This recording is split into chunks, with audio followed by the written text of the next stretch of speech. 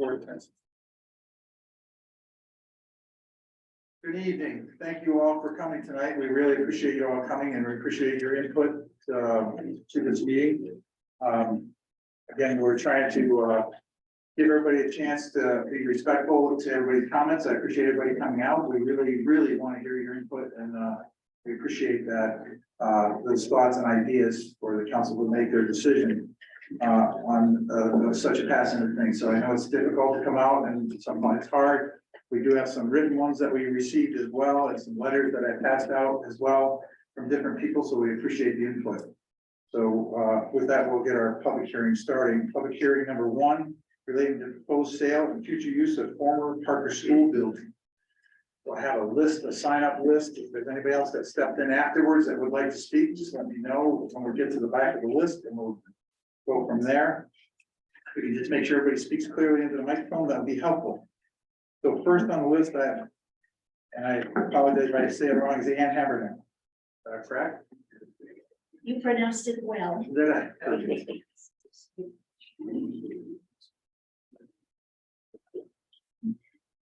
Good evening. I have lived at 25 Madison now for 35 years. I love my neighborhood the way it is. I am against this project because it will change my neighborhood and not for the better. I am very much certain it will introduce a large amount of crime that we have not had before. And it will bring noise, which I really hate and which you'll hear about again from me later on. So I'm against changing our lovely neighborhood. I could sell up and move to Florida, you know. My kids would like me to. I like Portland, but I may yet be convinced I may have to move, and I hope not. So that's mainly what I want to say. If this were a school or business coming in, it would close at night. But apartments, they're open all the time. And it will be certainly a thing that we can be afraid of all the time, that the police will be coming. So that's all I'm going to say because there are many others to speak. Thank you. Thank you. Thank you. Thank you for that. Joan Henry. Henry Gates? Gates, yes. Okay.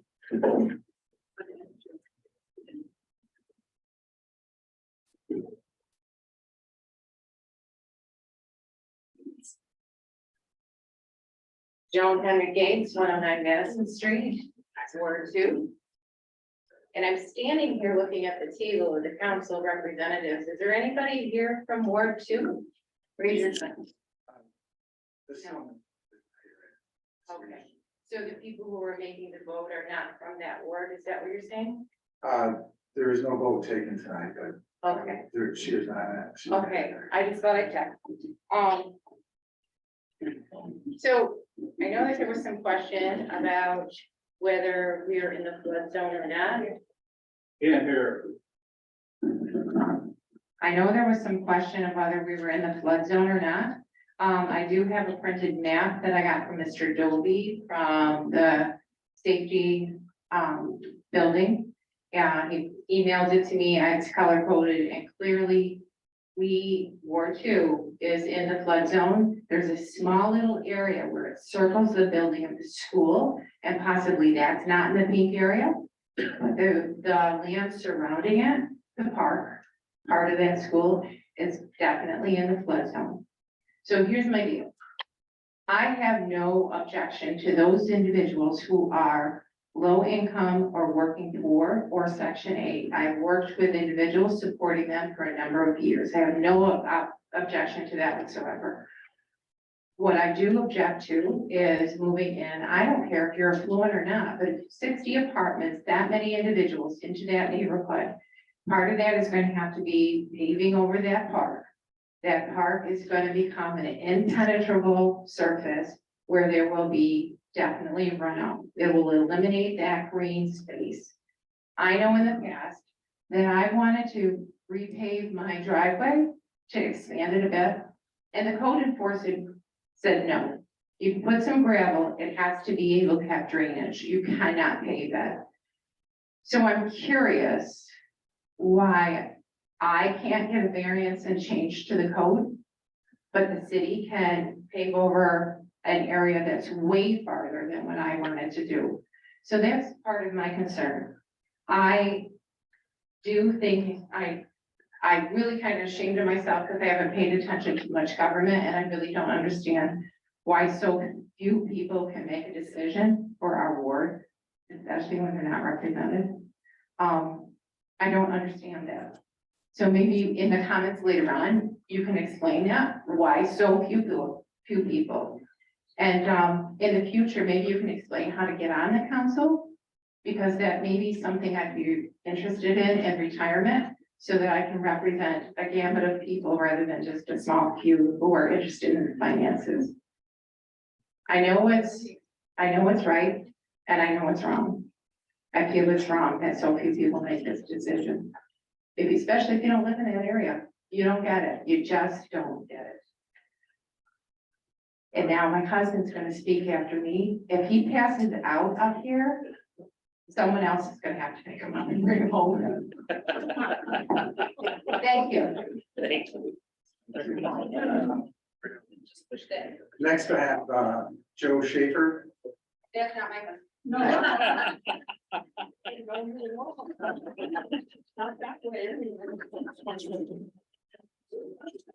have a great neighborhood, don't we? Oh, yeah, she left her floodplain back in my. Good evening, Good evening. you know me, I'm a 50-year resident of Portland, and I told you last time, I've been involved all those years with maintaining and improving what is the best for the city that I call home. Years of service, by the way, which this body recognized by giving me an Extra Mile Hero Award, brings experience to help you make the right decision for Portland. It occurred to me after the last hearing that I threw a lot of technical terms and history, from which some of you, being relatively new to this area and to the council, might not have known. Have you all received copies of the revised zoning and code ordinances, or even a copy of the comprehensive plan for Portland? Have you read it? Do you know what it says? It's a carefully structured document which should serve as a guideline for most of your decisions. And by the way, I was just made to learn recently that fairly new members of our planning commission haven't received copies of these required guidelines either. How can they make reasonable decisions without that information? I would urge you to read and digest the comprehensive plan for the development of a livable Portland as you make any council decisions. And just to refresh everyone's memory, R1 area means single family homes. R2 means two family homes with owner occupied houses. Both areas designed to promote the security of residential areas, green space, parking limits, limited density and traffic, trees, and an environment meant to maintain wholesome and safe neighborhoods for families and especially children. These areas were never designed to have multiple housing units of over 50 apartment units, rising more than 2 stories up over the required parking and concomitant traffic and noise. So I've heard, what's the problem? Because look at the other school conversion project. Okay, look at them. I must point out that the Origo Street School is in a general business district and the former Pomeroy School as well, not in a family residential area. So your argument doesn't hold water in that case. You are aware that this project is the ultimate example of spot zoning, which is definitely a no-no in city planning for just the reasons cited by me and others here. Spot zoning is the process of, quote, singling out a small parcel of land for use totally different from surrounding area to the benefit of the developer, to the detriment of others, close quotes. Additionally, there are other negatives attached to this plan that stands as only one application for development came in, a lack of creativity in planning other uses, and major community rejections. That's not me. This is zoning map. I don't know if you've ever seen it. R1, R2s, all we do. This is R1. This is R2. That little spot right there in the middle, that's where you want to put Parker, right in the heart of an R1 zone. Please don't be an example with the expression, my mind is made up, don't confuse me with the facts. It's up to you to adhere to comprehensive plan and zoning and code regulations and keep this area a family safe and friendly area. Keep it #1 in the national real estate ranking. Thank you for listening again.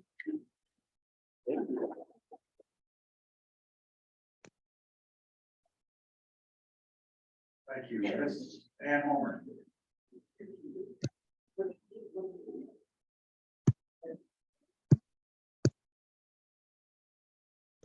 Good evening, Mayor and members of the council. I am Ann Homer, legislator for District 7, which is the city of Portland. I live on North Main Street. I have lived in this community all my life, and I've lived on North Main Street for the past 35 years. I was a member of the original Parker School Task Force, where we spent hours and hours and hours investigating what the best use was and talking to everyone in the community that it would impact, especially the neighbors. And we heard loud and clear, no housing. We even had a former member of the council on the task force until he learned that housing would not be considered step down. I have heard from many constituents because I don't necessarily know the difference between what the city represents, what the county represents. I've directed them to call Ms. Silliman and other members of the council, but they are saying to me, do not destroy our neighborhood. Do not allow them to bring this in. This is poor use. There's not going to be enough parking. You can say that there's a parking lot across the street. That belongs to the city. People use that when they bring their children to the park to play. Some people use that to access the splash pad because they'd rather go there. That is going to destroy the element of that. Yes, I have an emotional attachment to Parker School. I went to Parker School from kindergarten through 6th grade and could walk through that building and tell you exactly who was in what classroom. But I would ask that you respectfully consider other options. When the residents of the Portland City School District voted to allow the school to sell it to the city for $91, they all thought it was to provide the much needed daycare that this community needs. We still need that daycare. Nothing has changed. I also work in healthcare. I see the need of our families. They need the daycare. I read in the paper that perhaps Radford Center would be interested in doing daycare within the housing development. Well, let's approach Radford Center to see if they would want to put one of their centers there. And maybe then we could work with other daycare providers. But please do not make this a housing complex. It is not in the best interest of our citizens and particularly our children. Thank you.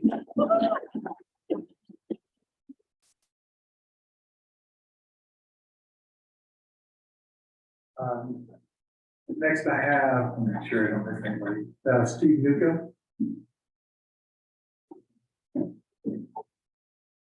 Good evening. This is an idea out of left field, which is not gonna be perfect, but it's gonna be different.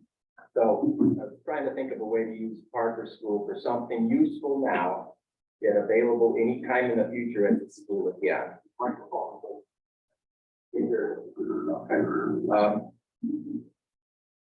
If this $20+ million value building if this $20+ million value building wasn't sold for $300,000 to be permanently used as apartments, as is proposed, what would be a financially viable temporary use? I had an idea. Temporarily rented to college kids, which the key word is temporarily. And let me get going here. So for a few years, just until school rooms are once again needed. 110 students, that's $1 million in rent a year. That was around $900,000 per student now at the college per year. And that would be way more than the yearly property taxes you'd be getting, the city would be getting if sold. Minimal construction, no kitchens, just dorms. The college now rents out triple at the dorms. you know, and some houses up on the hill have 10 or 15 students packed into them. You build a shower facility as a temporary addition to the building. On the outside, will be taken away as soon as the schools need it again.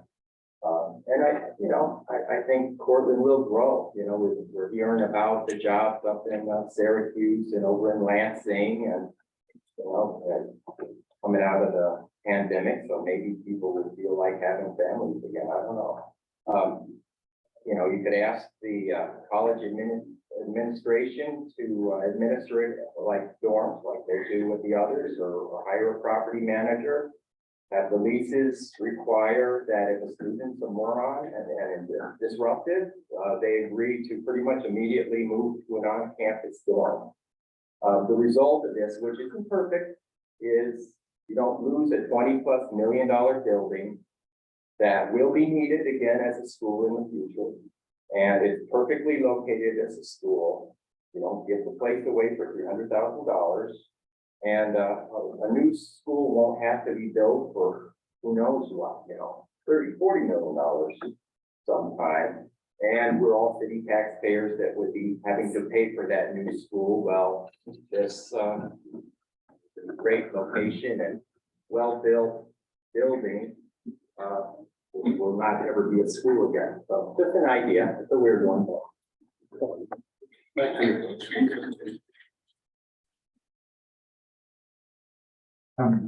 We have a Nancy Burns. Okay. How about Tim Gates? No passing out. You want me to say it?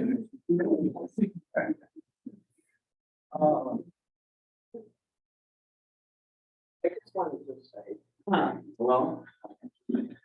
Yes, my name is Tim Gates, and I live at 109 Madison Avenue, Madison Street. I wish it was Avenue. Just across the street from Barker Elementary School. Now, my wife, Joan Henry Gates, as you just heard, received off flood zones of the city of Cortland. And after looking at the map, it was quite obvious that the property is completely surrounded by low-lying areas that have high risk for flooding. This is my request. I believe that we need an environmental impact study before the vote is taken, to decide if it is going to be approved or disapproved. And definitely not after the project is first approved by the council. Thank you.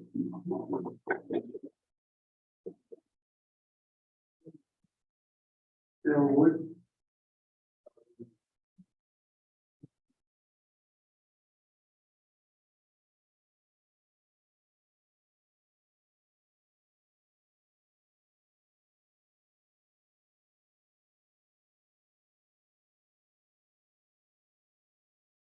Good evening.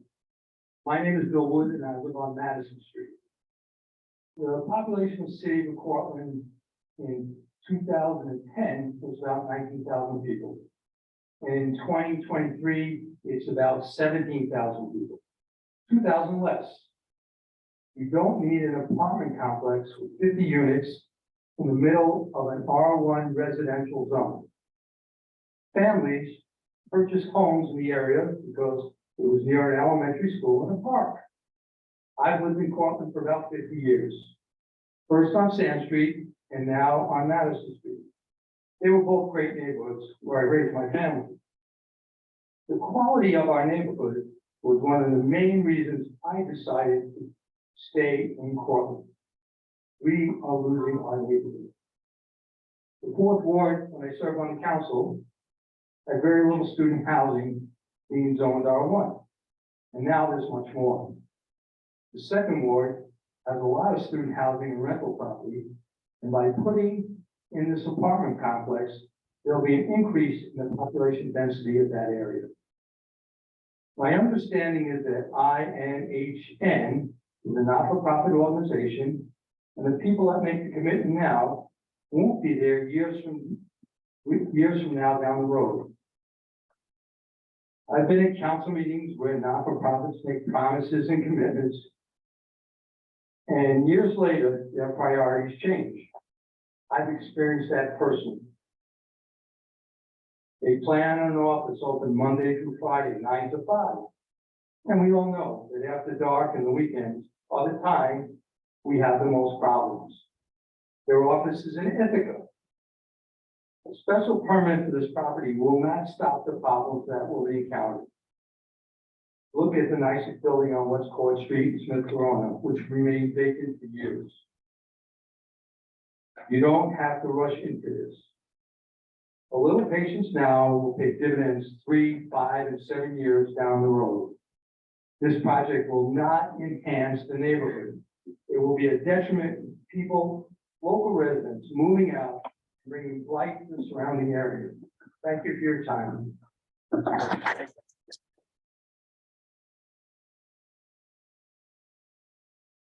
Christine Gregory.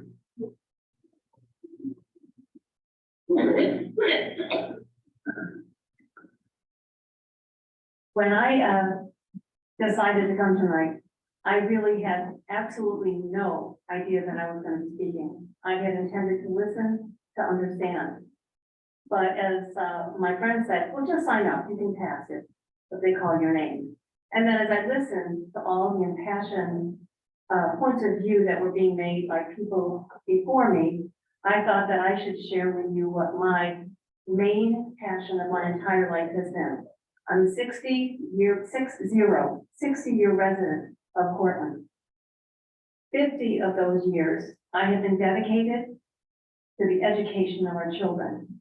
42 years in the classroom in our school district, and this is my 9th year on the school board. This year I'm president. I'm also on the OPM BOCES Board of Education. I know kids. I love children. And that's where my whole life has been dedicated to. So for me to not take the opportunity to share with you 3 so very important words: early childhood education. I know kids. I know how they learn. I know what they need. And to use Parker for anything other than that would be abominable. Please make a vote for children. We all love them. We all have them. And most of us, I would say, we would agree, they are our community's most valuable asset. Do everything we can do to make Parker a center for our children. They are our most valuable asset. Thank you.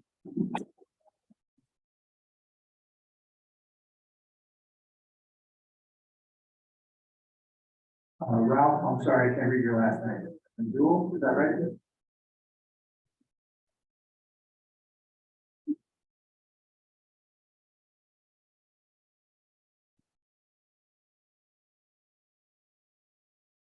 Good evening. I think this West End is the nicest place in the city. And I hate to see it turned upside down. I have another 100 families.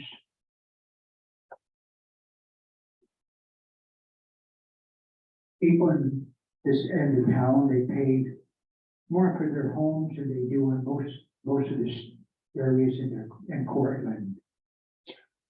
And I think that their property taxes or their property value is going to go down over the period of time. Once you see the changes that will be made. And I don't think that's a good idea. What's going to stop the new owners from suing the county when they see what their taxes are, like Greek Peak did? New owners, you don't know what they're going to do over a period of time. And I hate to see this end of town turned around. I hate to see people, property values go down. And it could happen pretty easy. Okay, I guess that's it. Thank you. Thank you.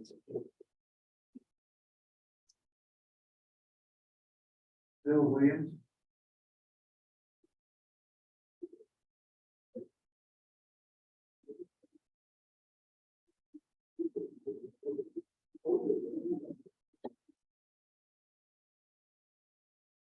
Good evening.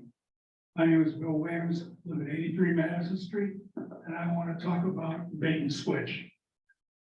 When I talked to the mayor, one of the things that came up was, you said that the Capco and the Y had backed out. And I said to you, you changed the deal.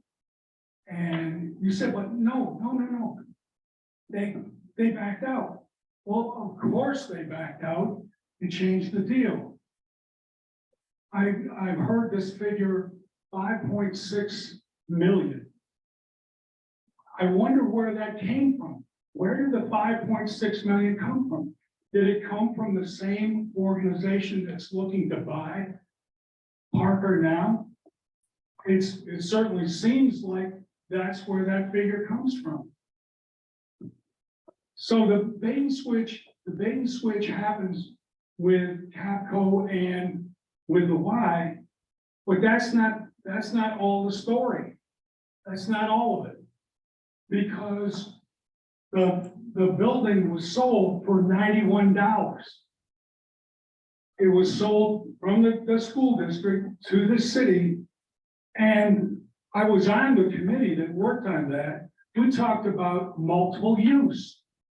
It was always about multiple use. The former mayor talked about having offices there, city offices there. There was talk about use of the gym for of youth recreation, also for things that gyms get used for yoga class or chair aerobics or whatever. There was talk about some of the classrooms being used for teaching. It was talked about a farmer's market. There was talk about a bunch of different things.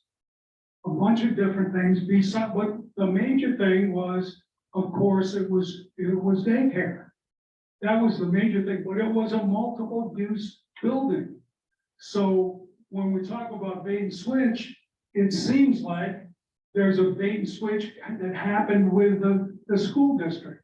They didn't sell the building for $200,000 for apartments. They didn't sell it for $300,000 for Section 8 housing. They sold it for $91 for a multiple use building, that would feature daycare. That's not the end of the story. The citizens of Cortland voted. We voted to approve $91 to move the Parker School from the city schools to the city. Once again, that's a bait and switch. Bait and switch happens in a lot of different ways. But Mayor, you know that when it happens with real estate, it's illegal. You know that. What happened was unethical. It shouldn't have happened, but it also is illegal. And that's just not right. Thank you for your time.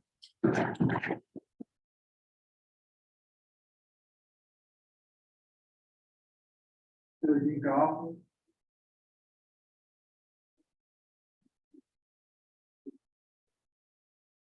Hello, everyone, I'm back.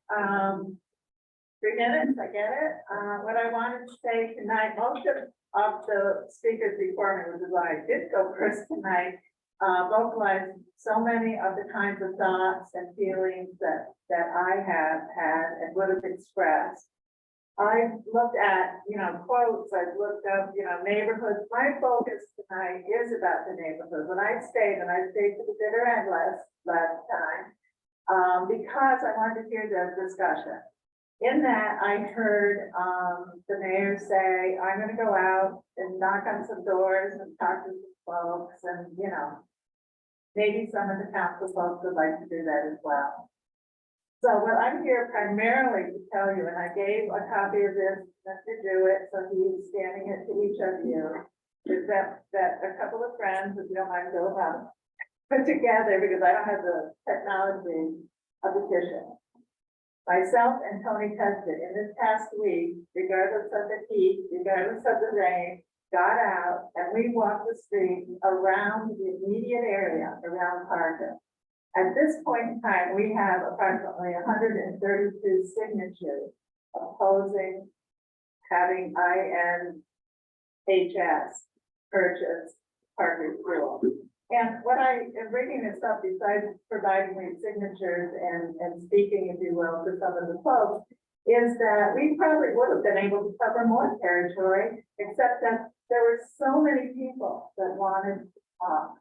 They wanted to talk about their life in the neighborhood, they wanted to talk about their children attending Parker School, but they also wanted to talk about the problems they're currently having, like the yards that back up to the park fence, like the trash that they're finding around their neighborhoods, like the noise.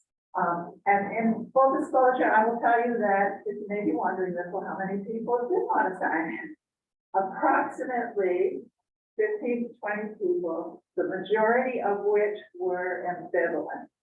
As Joan was saying earlier, there was some concern about, you know, well, people deserve a place to live versus I'm not really sure that I know enough about this, and I'm not really comfortable with what I'm hearing about it.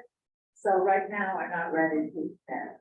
I had two people, I think, you know, or at least I had one saying, I'd rather, if first of all, I won't sign that, if that's what you're saying, he said to me. But the second thing was, because if that doesn't go in there, then college housing will go in there, and I'd rather have the low-income housing opposed to having the college housing.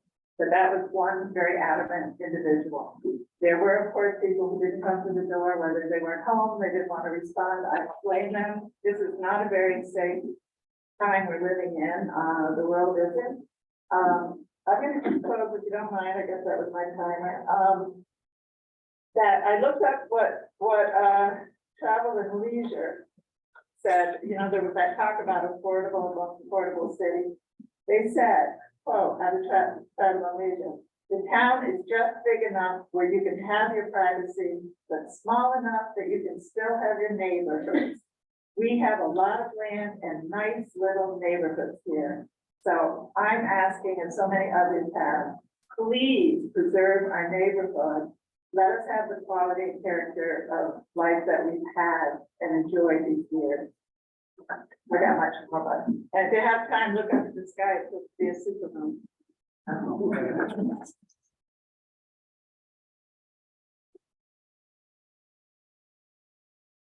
Donna Curtin.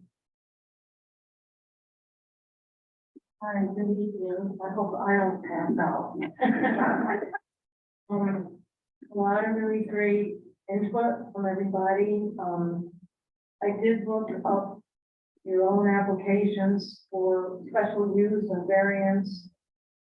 I don't even see how that project would even meet the qualifications that are in the zoning and code laws in our own city. And I know the last time I spoke, I talked about home ownership. And I did some homework. And it is true that home ownership and crime are directly related. Communities where there's home ownership statistically have way less crime than communities where there's a lot of rentals. And those people from Ithaca, they were bringing up stuff about, well, we did this in Ithaca, we did that in Ithaca. So I decided to show some comparisons about Ithaca. Ithaca has 32,000, roughly 32,000 residents, and Cortland has 17,000. The biggest crime situations in Cortland, which aren't horrible, is burglary drugs, and vandalism. In Ithaca, violent crime supersedes all of those. And they basically have the same issues.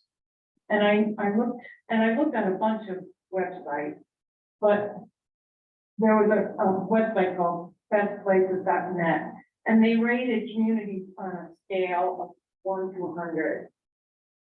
In 2023, property crime, 1 to 100, in Ithaca was 42.3, so it's almost half. In Cortland, it was 27.3. The national average is 35.4. So Ithaca is higher. Now, the homeownership situation in Ithaca, 26% of owner-occupied homes exist in Ithaca, whereas 46% of owner-occupied homes exist in Cortland. It's crazy. So here's a perfect example showing how homeownership affects crime. I mean, you can look at a lot of statistics and they're all basically in that same level. So, and the other thing that I thought was really alarming, I looked up the situation with subsidized housing, and this came from the housing authorities. In Ithaca, there's 341 units that are supplied by housing, that are worked with the housing authority. In Cortland, there's 306. We're half the size, yet we have almost as many public housing. So I think Ithaca, they should stay over there. And I just want to add one quick thing. I do have some ideas for daycare. There are 44 daycare franchises in this country. I would be more than happy to talk to any of you about how to investigate bringing these daycare franchises into Cortland.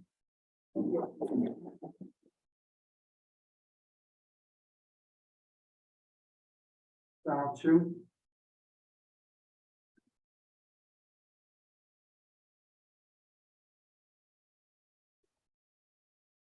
Thank you for the chance to speak. I know that affordable housing is a national problem and that INHS comes highly recommended by Assembly Member Anna Keller. But child care is also a national problem. And Parker School is probably the best facility in Cortland for that purpose. Couldn't INHS find another Cortland property for an affordable housing project? INHS is a master at finding funds for affordable housing. In addition to building housing, it helps people repair their homes, restores condemned properties, and coaches aspiring homeowners. Cortland could use all of those services, and I would like to help INHS bring them here. I'd also like to help them find another location for a low to moderate income apartment building. The YWCA and CAPCO withdrew from a deal to make Parker a child care center because after the inflation of the past 2 years, they felt that the $1.5 million New York State promised to renovate the building would no longer be enough. Just as INHS may have to cobble together funds from many private, but federal, state, and local governments, child care advocates would have to do the same. It's been 4 years since Parker School closed, but it's been less than 1 year since the YWCA and CAPCO pulled out.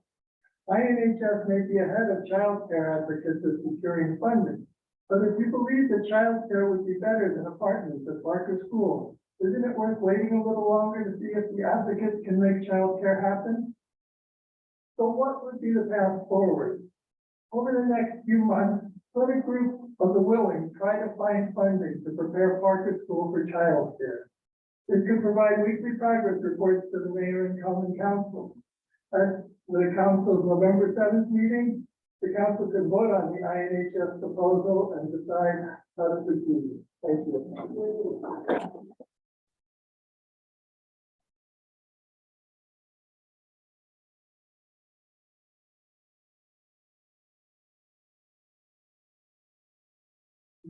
Janet Griffin. Thank you for the opportunity to speak to you tonight. My very first thing is there's absolutely no way that 50 apartments can come out of Parker School. I went to school there. Many of us went to school there. It's not big enough. Where are you gonna put them? There were 50 classrooms. And there can't be 50 apartments. I also was on the task force and did it with love for 2 full years, waiting for what we needed. Daycare. Daycare is what's needed. For example, once we got called to the meeting that was telling us that TAPCO and the YW were no longer going to be used, I turned around in my seat and asked Mayor Steve, so now what are we gonna do for daycare? We'll come up with something. Another year has gone by, nothing is happening. Our youngest kid could be in a daycare situation if we had a place for them. Schools are having a terrible time because kids have been home so long that they are way behind the learning curve. Families need this. How are people going to go back to work? What are they going to do with their children? The children are needing it. It is the right thing to do. I found it interesting as I talked to one of the people at the Board of Education who happens to do maintenance and that sort. How much did we have to pay to keep the school open? $50,000. I read in the newspaper, we're at 100? 100,000? In that 1 year, we've gained that. We've had to pay that much more for the same building? I know inflation. Okay? SUNY Portland daycare is full with a waiting list. TAPCO is full with a waiting list. The Child Development Center is full. Parents aren't working because they do not have a place for their children. And if any of you have had children who have been in any kind of daycare, you know that those children are miles ahead of the rest of the group. Their education is being taken care of. And there are places that already have 50 to 75 on a waiting list. And how is that going to happen when the kids go to school from age 1 to 4? It's not going to happen. It's not going away. The pandemic hurt a lot. And it hurt the lives. It didn't hurt TAPCO so much. But we have to figure out what is the right thing for children. I live on Madison Street. We call it the Speedway. And that's without Parker School being used. It is a speedway. We're now having trouble with whip wire and people destroying it. There are problems, serious problems. At one time, I've heard that the police department was overloaded and there was no more room there. Perfect place for the front of Parker School building. Perfect place. So what I ask is for you to do the right thing. It's not the housing that we need right now. It's our children.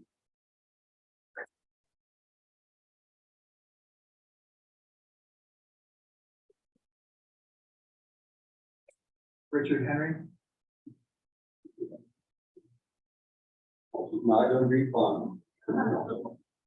Okay, let me start off by thanking you, Mayor, for having this meeting. Don't touch the clock yet. I'd also like to take the opportunity for thanking you for all the work going on in the city. We've never had that before, so you came along, so thank you. Okay, let's get down to business. I very much approve of that school being housing. I do. There's not very much affordable housing in the city of Portland, and there's gotta be more.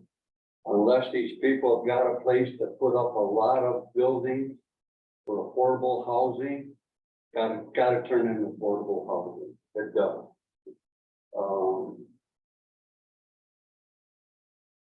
The mayor has pretty much agreed. I didn't go to the last meeting, but I went to the first meeting at Parker School. The mayor pretty much agreed to all the requests that have been asked of him. Trees around the park, or trees around the school, yes. Privacy fences, yes. Childcare, yes. And several other things that the mayor had said yes to. And not just the mayor, but the company from Ithaca agreed to all those right there. So I don't know what else you could do in there, with the exception of everything that you've agreed to. If there's problems, we got a police department. If there's not enough cops, this $100,000 that you're paying and upkeep, maintenance, utilities on that building, hire another cop or two. Hire a couple of part-time cops. But you have to remember, there is an on-site full-time manager, not from 7 to 3:30. We were told at the first meeting from the company in Ithaca that he will live there. He'll be on site full-time. And if they don't abide by the rules, out they go. It's that simple. If there's any problems there, they could approach the mayor, the council, the company from Ithaca, and between the three of them, they should be able to take care of it. You know, you've got to get that on the city tax. You've got to get that building on the taxes. There's a lot of low income, a lot of retired people. We're tired of paying all these taxes. We are. I don't live in that side of town. I live way on the other side of town. But the people that live on that side of town, thank you very much. I appreciate that. The people that live on that side of town can't expect the whole city to pay for those taxes. Let's be respectful, please. They can't. Need to get the property on the tax rolls. If the residents, all these people that have spoken tonight, if they don't want that house, if they don't want that housing to come in there, why don't they buy it? If you've got 120 some signatures, they kick in $10,000 a piece, they can buy and own it, then they can do what they want with it. It'll be off the city's responsibility, off my taxes. I don't know why they can't do that right there. It'd be $10,000 each or something. They could buy it and let them remodel it. The reason the school sold that building to you or to the city was to get it off their hands. They wanted to be done with it. They would have paid you a heck of a lot more than $91 just to put it on your responsibility and not the school system. They would. Now it's your responsibility. This has been kicked around long enough. Get off the pot.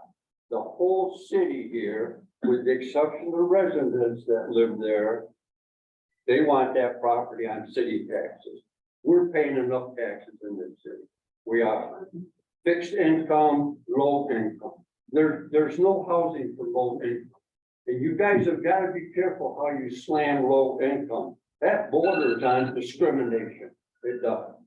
I've got a dozen things here that I'd like to talk to you about that relate to that building, but it's going on. So thank you very much. I approve of that project. A lot of people that didn't come here tonight approve of that project. Get it done. Should be, hey, right there. It should be a letter of thanks going to the company in Ithaca that's gonna take that project on because nobody else wanted it. You know how much money they gotta put in that building, you know, just to make it into apartments? That's a tremendous amount of money that the city can't afford.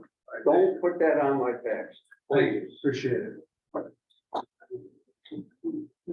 Is there anybody else that did not sign up that would like to speak? I got Mr. Dexter back here first, because I know he is. Oh, no, he wanted to. Yeah, can we keep our comments to the, so we can let Mr. Dexter speak, please, be respectful, thank you. I'll try to put this together. I didn't write anything down. My name's Mike Dexter. I've lived in the 6/8th ward my whole life. I don't live in that neighborhood.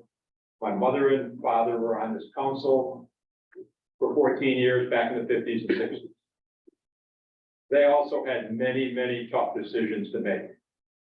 Different time, but tough decisions to make. I respect you for doing what you're doing and stepping forward to sit on this council for one thing.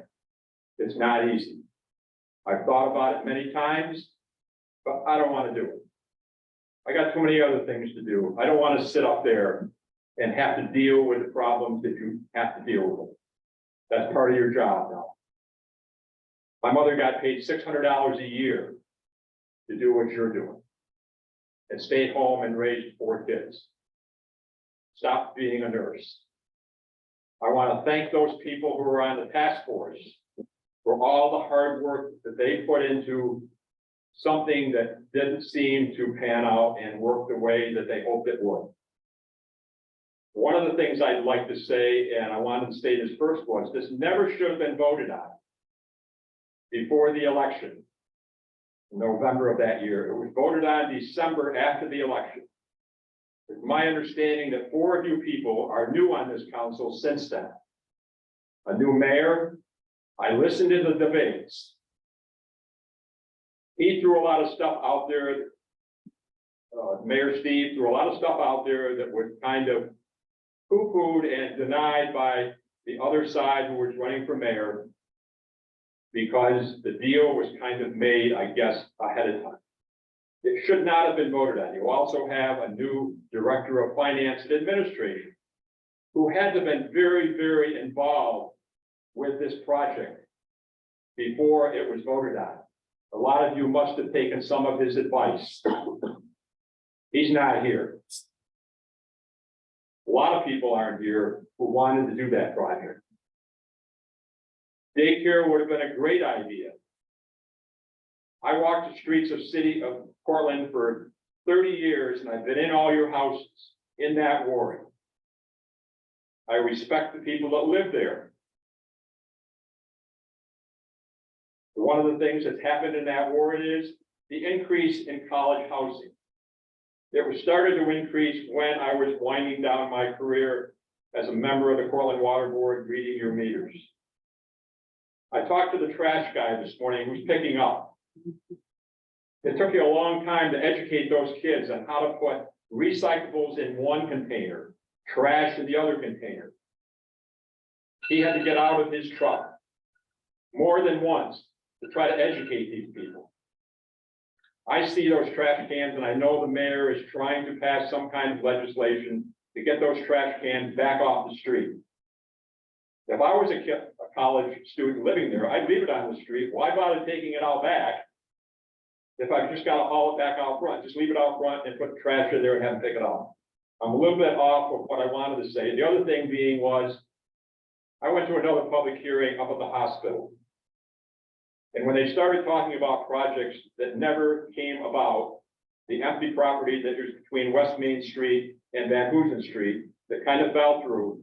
It's an empty lot. We lost $800,000 worth of taxable property for something that never really happened. I was asked who I was and where I live. I said, I'm Mike Dexter. I live in the other side of town. Why are you here? Because these are my neighbors. I've lived in this community my whole life. I don't have to live someplace to say that I don't know people that live there. I had the opportunity of being in your houses and reading your meters. I know how you feel about this project. I can't say that one way or the other, they've got a tough decision to make. And they certainly probably should have had more proposals than just the one. If it could remain a school, I've listened to two educators here saying that we need daycare. I was a product of St. Mary's School, so I guess I'm not quite on board with public school education.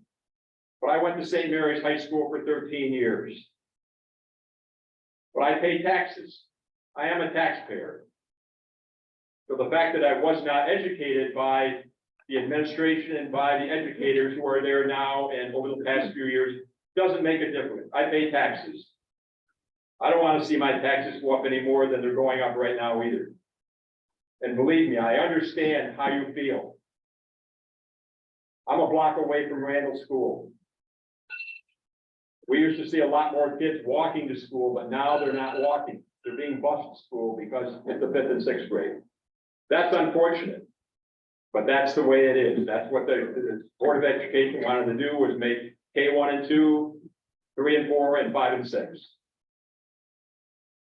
I'll end it by saying, you have one tough decision to make.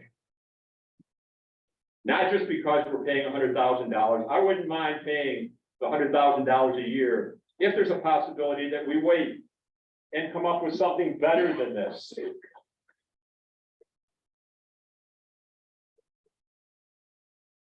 I think that's a small price to pay rather than jumping in the pond and learning how to swim with this building in an R1 area. I live in an R1 area. I don't have college kids in my area. It's a R1 area with strictly one family houses on Cedar Street. We do have 2 houses at the end of the street that have been flipped over. Parents bought the houses, their kids lived there until they graduated. Then they moved the house into somebody else. So I don't have to worry about other things in my neighborhood like you have to worry about with the college housing and possibly a low to middle income housing project. Thank you. Thank you for the time and thank you for listening.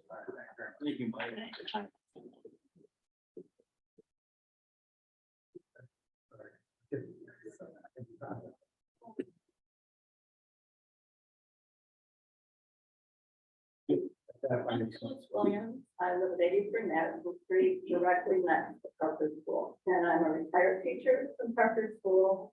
And I just want to make a comment because I'm a Ward 2 resident. I made a call to our Ward 2 representative this morning, I left a message. I wanted to ask her if she was going to be here tonight. And from what you told me, she's not.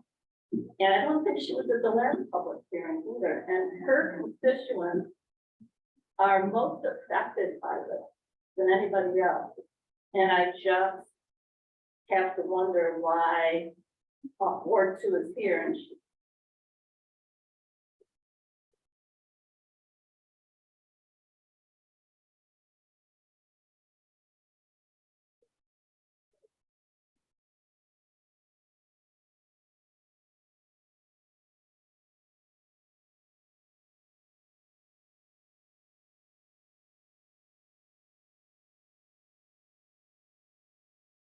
Hi, I'm Nancy McCool and I am trouble.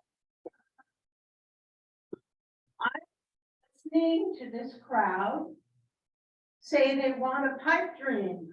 We want something that will be different. We want to keep our community exactly the same as it has been for the last 60, 70, 80 years. We want Cortland to be this growing, thriving Remington Rand school.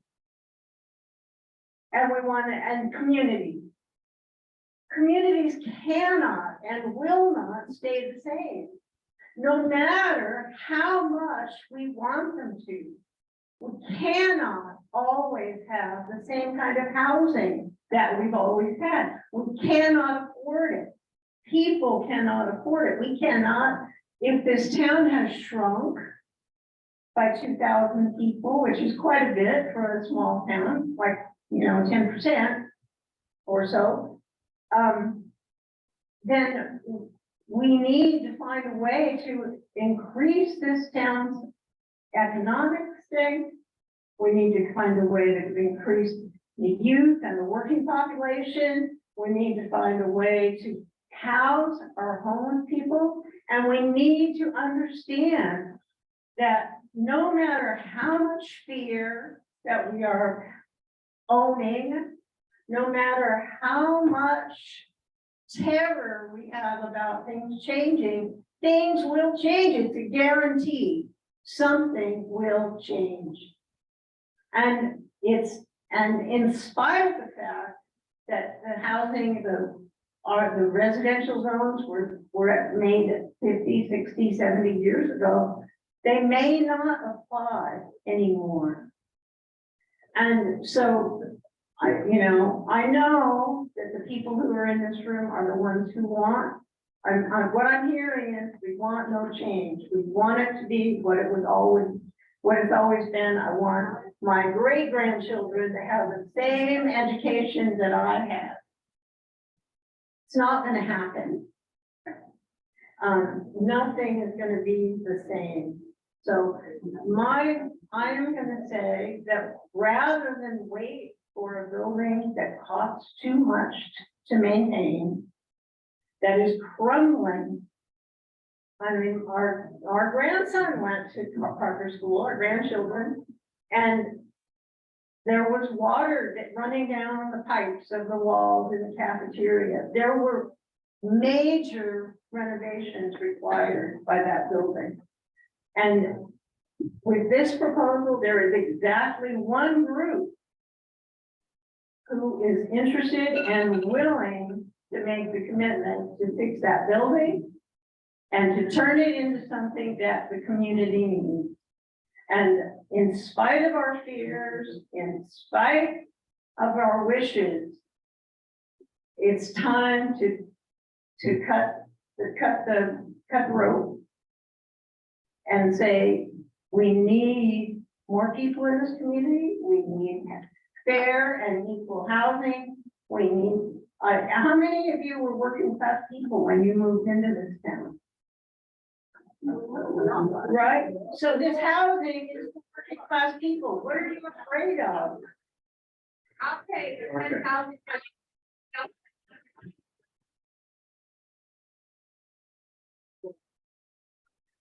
There's a lot here. Anyway, so I've done my thing. I am gonna be the one person in the room that says go for it.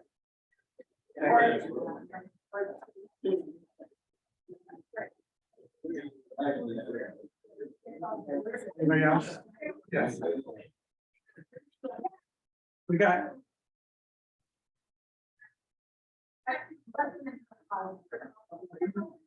Okay. If we can identify the speaker now, please, thank you. No, the newcomer. Okay, please. Hello, my name is Luke Stevenson. I live on 19 Hubbard Street.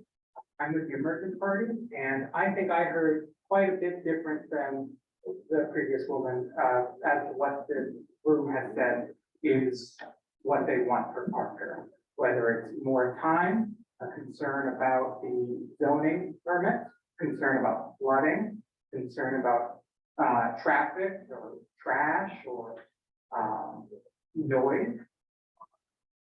But on top of that, the other thing that I've heard is the concern that INH housing proposal not only flies in the face of what residents were assured wouldn't happen with the space, but also fails to address the quality of life concerns that would of those that would live there if INHS's plan goes through.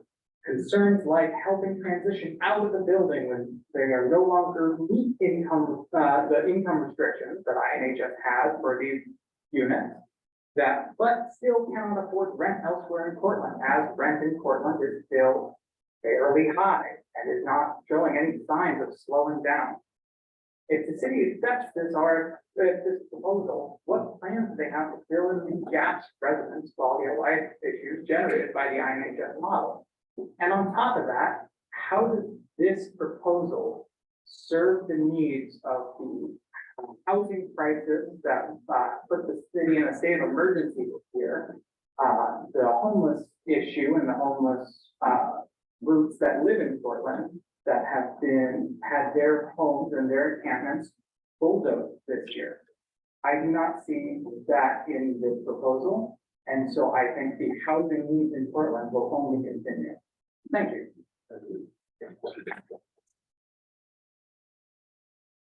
Anybody else here to speak? I'm gonna try. Okay. My name is Tom Gordon, and I live on Hamlin Street. I live on Hamlin Street in Cortland. I bought my house in 2012 there. I have 2 boys. And they're 13 years old, so they're directly impacted by the closing of Parker School. And we specifically bought our home there because Park across the street and the school across the street. So we were directly impacted when Parker was closed. I think that something we need to address here is we're not here because we're afraid of change. We like change and we embrace change. We just want to change for the better. And I have a friend of mine who owns property down in the top of Elliott town. And he owns multiple buildings and units.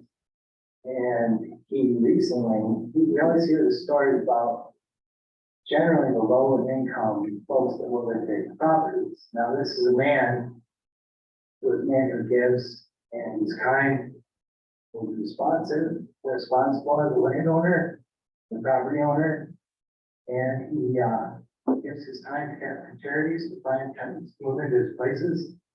And the stories that he gets from those properties are nightmarish.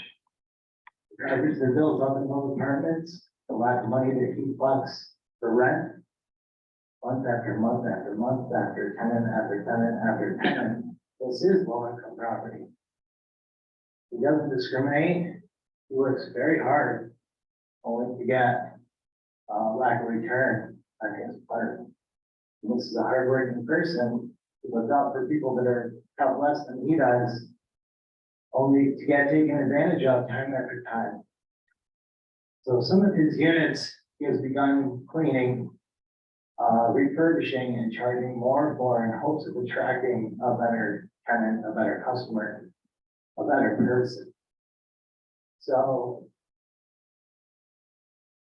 forgive me if I'm wrong about this. I believe that the Granberry store was bought by the Daily Grind and may turn into another Daily Grind.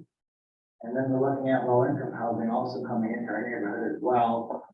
We all know what kind of tenants attract those types of places. I believe in low income housing, and I believe that there's a need for that. But there are people out there who aren't ready to change or willing to change or work for change. And I'm afraid that the Parker School will turn into something like that. Yes, I'm afraid. I'll admit it, but I'm not afraid of those people. I'm afraid of a world that doesn't change, that doesn't want to get better, doesn't want to work for better society and have a higher impact on our daily lives, in our neighborhoods, and our kids that will directly be impacted by this. I'm opposed to this project because of those reasons, and I love my neighborhood the way that it is. I would love to see a change in the flowers and trees and more kids smiling, playing, laughing than drugs, crime, garbage, issues like that. Sorry, I don't have anything prepared, but I did want to show my lack of support for this project, support for a better idea. I think we should use a little bit of wisdom and hold off on this. Try to find a better idea. Thank you.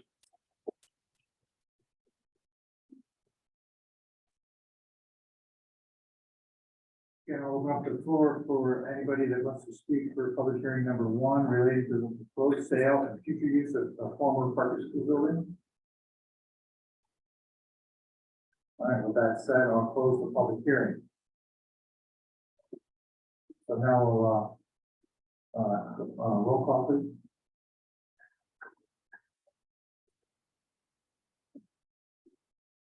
Councilmember Scott. Present.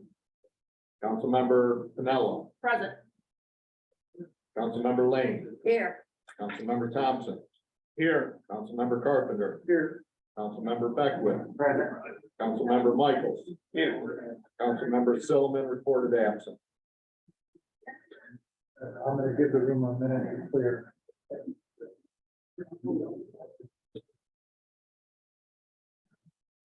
Thank you, everybody, for coming. We really appreciate your input. Thank you very much. We'll have a discussion at the end.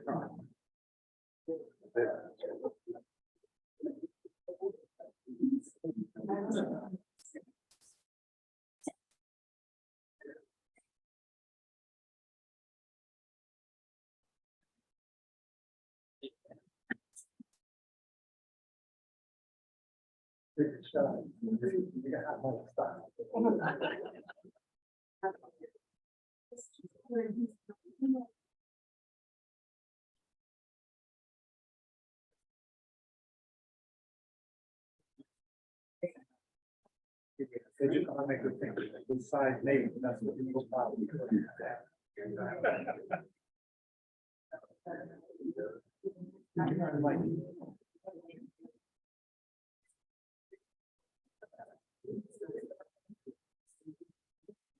Okay.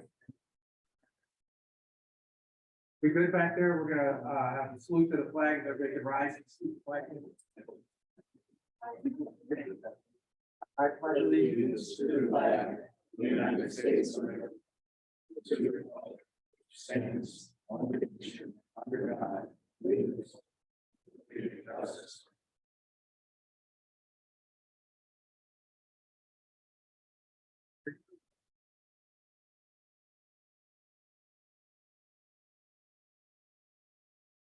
All right, if we can have a moment of silence and a moment of reflection, that let everybody pray to their hearts, get their minds to take in and digest all these thoughts and ideas. Maybe those we did in that those leaders here to not.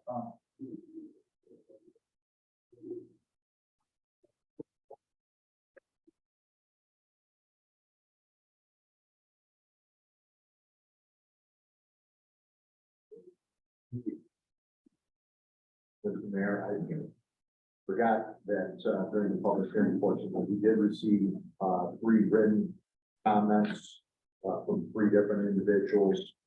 I provided that to you, and I'll note their comments in the minute. So the full, so to be fully listed in the minutes. A summary of their, Okay, thank you. okay, 4. Yeah, I received a letter too. I submitted to council for that Yes. letter. Yeah. Thank you.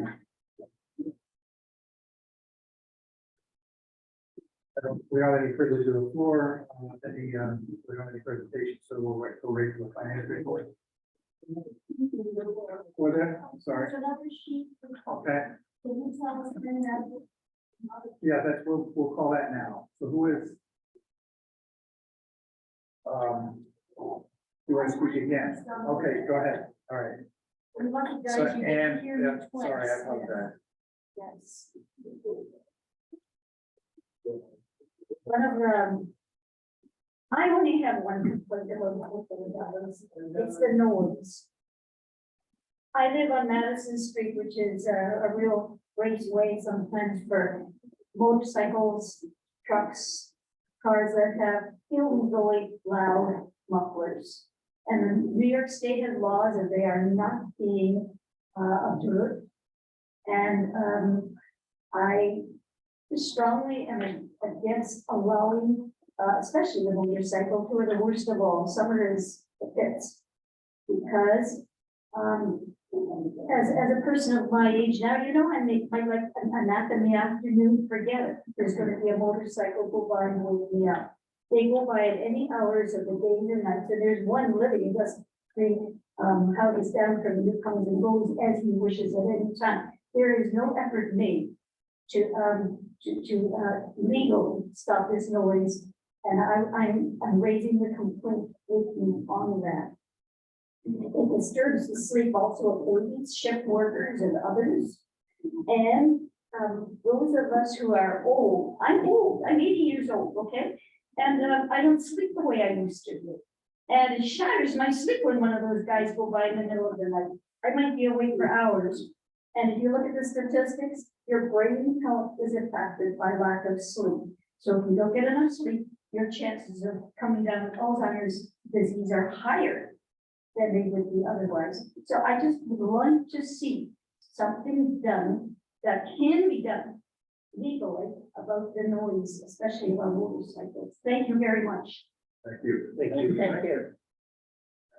Joan Henry Gates, still here. Joe Schaefer.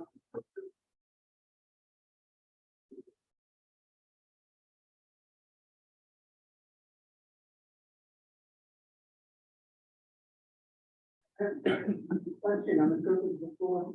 A question on the continuing sharing, the road repair project. I saw on the paper that they scheduled road repair for Groton Avenue for August. From Main Street to Otter Creek, so that's still on schedule, I'm not sure that, I'm still saying. For Main Street, you're talking? Well, it's for Groton Avenue, Main Street to Otter Creek. Well, does not occur to anyone that entire section of the city hall student housing and the Main Street, with the exception of a couple of restaurants and one or two businesses at the lower end. And students come back in mid-August. They are a lifeline of the economic value of the city. They're also there, people in August, who they not have looked at college calendar. People come back for 12 and 13 August. It's going to be just, it's going to be met. I hope that you all prepare for some sort of amelioration of the problem and no one ever thought of it. Or my question, it's a question to know on planning, on looking at what is affected by, first of all, Main Street, I mean, all of you are all perfectly, but specifically every house from Main Street up to Otter Creek. This is the way that's about. And I mean, there's every good effort to maintain that housing now. The landlords have been better than expected. The places are well maintained, the streets are well taken care of, the facades look good, the garbage cans sometimes get moved back in, it's okay. But that's when the cars are gonna be coming, unloading the parents, with parents, and a whole bunch of things are gonna happen. Restaurants, economic value, a whole bunch of things happening, and nobody considered by saying that they were going to do Groton Avenue in the month of students come back. That's the only plan that people really are, that particular problem. My question is, Thank you. I'll go through each one of these answers real quickly after we get through the public. Okay. Ann Homer, still here? I'm not sure. That's all I have. I'll find out.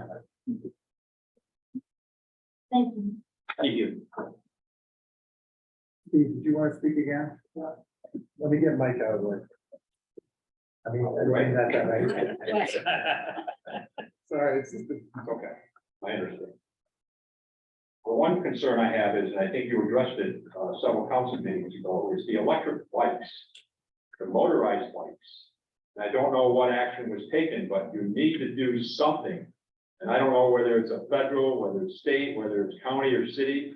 I saw a guy going up North Main Street, what St. Mary's Church did. And if he was doing 5 miles an hour, he was doing 40 miles an hour on an electric bike, motorized bike. Up toward the bend, up past Pudgy's, in the street. Some of them ride on the sidewalk. It's a complete danger until somebody's gonna get run over, maybe just hurt, or maybe killed with one of these bikes, and there's no regulation on it. I had another guy down at McDonald's, and he had a modified that went 50 miles an hour with 1 liter of gasoline in it. He had it modified. There's no regulations, he said, on it. He can go any place he wants. They can't stop him. He's not breaking any laws. There are no laws against what he's riding. Something's got to happen to these people on these bicycles that are just riding the wrong way on a sidewalk, riding the wrong way in a street. You got to act sooner or later. Somebody's going to get killed on the street, and then you're going to say, boy, we should have done something. We are New York state law governing these electric bikes, and we are looking into those. All right, but are we all addressing, anybody else? Steve, you go, sorry.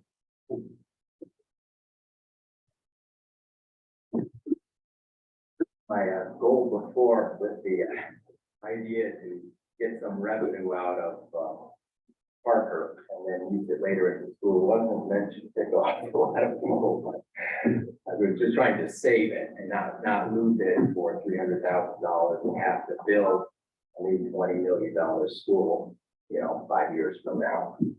But, so the idea is we need some more housing. And there's an easy way to do that. It's almost no money. So what's going on now is the laws have changed so that you used to be able, if a tenant was not paying the landlord, it would take about 3 weeks to evict them. And it just moved right along and it was fair before the judge. It was like, okay, you're not paying, you're not paying. Now it's 2 or 3 months.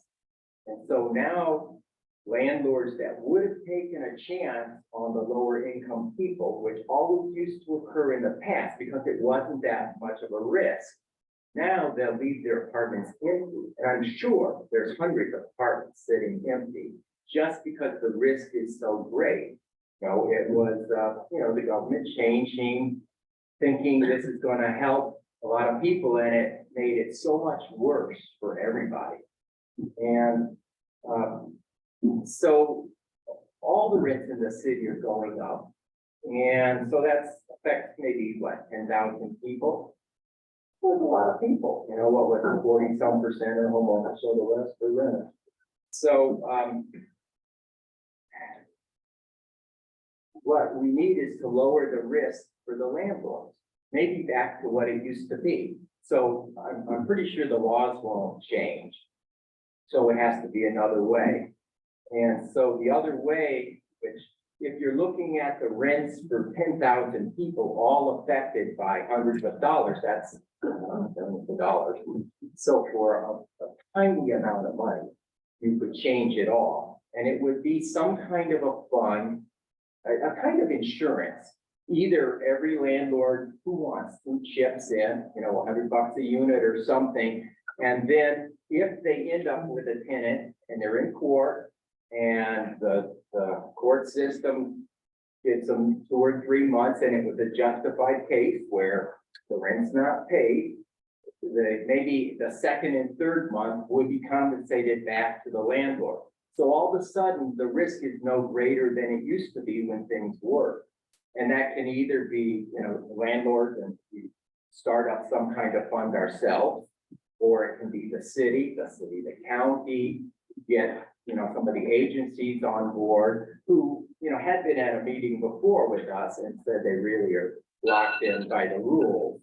So it wouldn't be hard to do. It would be this tiny cost relative to the benefit. And you could even have the landlords, have it as part of the lease. There's an understanding that if in court, if your eviction drags out, you as a tenant promise to pay back the fund or the city or whatever. But that's the only problem is the increased rent to risk to the landlord. So it's pretty easy to do, I think. And the idea before with the students, that was, you could get $1 million if you ran into 110 students, and you could do it. You piss off everybody, and that is not right. So the idea would be something else, rent out part of it for some revenue, just enough to carry it, to semi-mothball it, so the pipes don't freeze and this and that. And then when the school is needed again as a school, then you got it again. Just don't lose it and lose your $20 million. All right, good point, thank you. Somebody else? All right, so real quick, Rob Mockler's, pretty good point, Chief, I don't know where I lost. Chief, sorry. you could just, at some point, I don't know that exhaust is separated in the report that I received from the commission, but maybe we could just report back to how many of those loud, serious, what are we looking at for loud mufflers, and exhaust arrests and an average one, let's say? And what does that look like? Does it increase in the summertime? I mean, is this a question I think it warrants looking at and maybe certainly increase looking at resolving that problem? We can have something maybe you can present the council at the next one. Yeah, well, close to that, meeting and already just started on duty and had them addressing the problem. Okay. I know it's down in the Fleming Board, top of the street, home ramp, there's quite a few areas that are an issue. So I'd be curious to do that. That's a good point. Thank you for that. We're also moving the radar trailer to the street.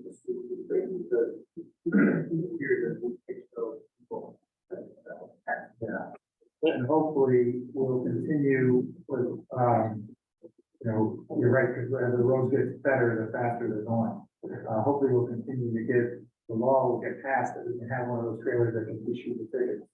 That'll really soon. Our ticket revenue ought to go up, because they can't have potholes anymore, so then go fast. Right. Right. You don't see anyone trying to beat the lights on Main Street anymore. Right. We should make all the streets like this. No. So, and I want to address Ms. Schaefer's comments on planning on August. So background, that project is a 2-year project, not a 1-week project, not a 1-day project. And to add to your, just like full disclosure, to add to the confusion of it all, the weekend that the kids are moving back, right, we have the main storm will have to be tore up on Main Street. We're trying to work out right now, so the intersection between Main and Court. As of right now, until we get some kind of mitigation plan together with the construction company, that whole intersection is gonna be shut down. So it gets way worse.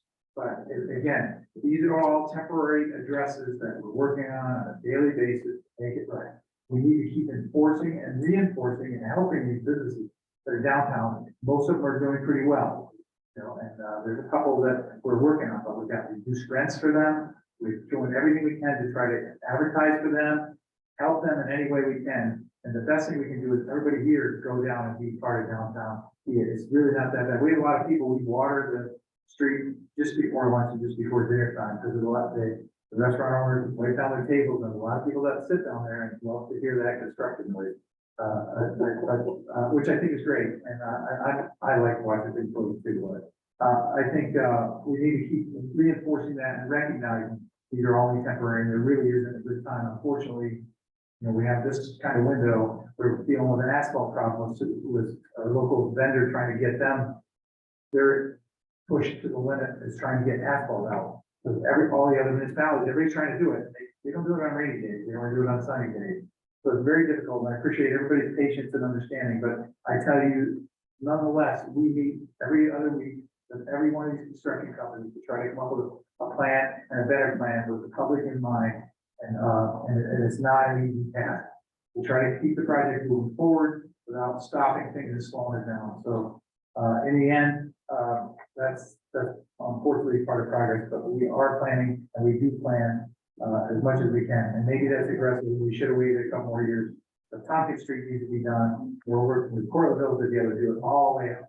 So, and with sidewalks, crossing lanes to make it safe, all those kind of things. Those are all important. Man. Yeah. Yeah. Yeah, sure. Joe, at our last town and gown committee meeting, which was in July, we spoke about what Groton Ave is going to be like. Roy can speak to it. The college is fully aware, and they will be putting out information to all the students to let them know this is the best way to get to the campus now. And it won't be Groton Ave, they know. So. So everybody's working on it. Right. We're trying to work on it The with the college, with everybody, trying to inform everybody. Thank you for bringing that up. Anybody else? Just water the streets 5 days a week, is that it? Or 7 days a week? I'm not On sure. my projects, I had to water the street Saturday and Sunday too. He has one. Yeah, I understand. So they're getting water 7 days a week? 5 days a week right now. What do you do with the dust on Saturday and Sunday? They will put calcium down if it determines that it's needed. They are putting calcium. They can put calcium. Better water. Let's see who we have. Motorbikes, Mr. Dexter, yes, that is, we're working on that as a group. On the fire end of things with the battery charging, the charging station catching fire, causing residential concerns, especially in the multi-family houses, because a lot of people charging their houses in their hallway as they go into those buildings. And sometimes that's the only source, or maybe one of the two sources of exits, so that's a great concern that we were trying to work on to make sure that happens. And the fire department has actively gone out to find out who the manufacturers and who who the bikes have been sold to locally from the manufacturer that we have, or the cell phones we have locally.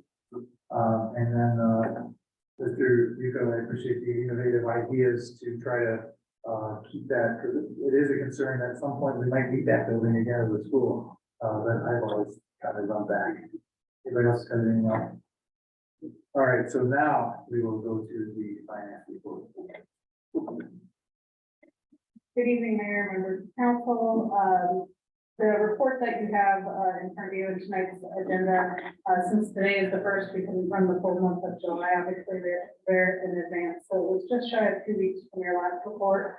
Not much has changed. That would have been one check run, one payroll run.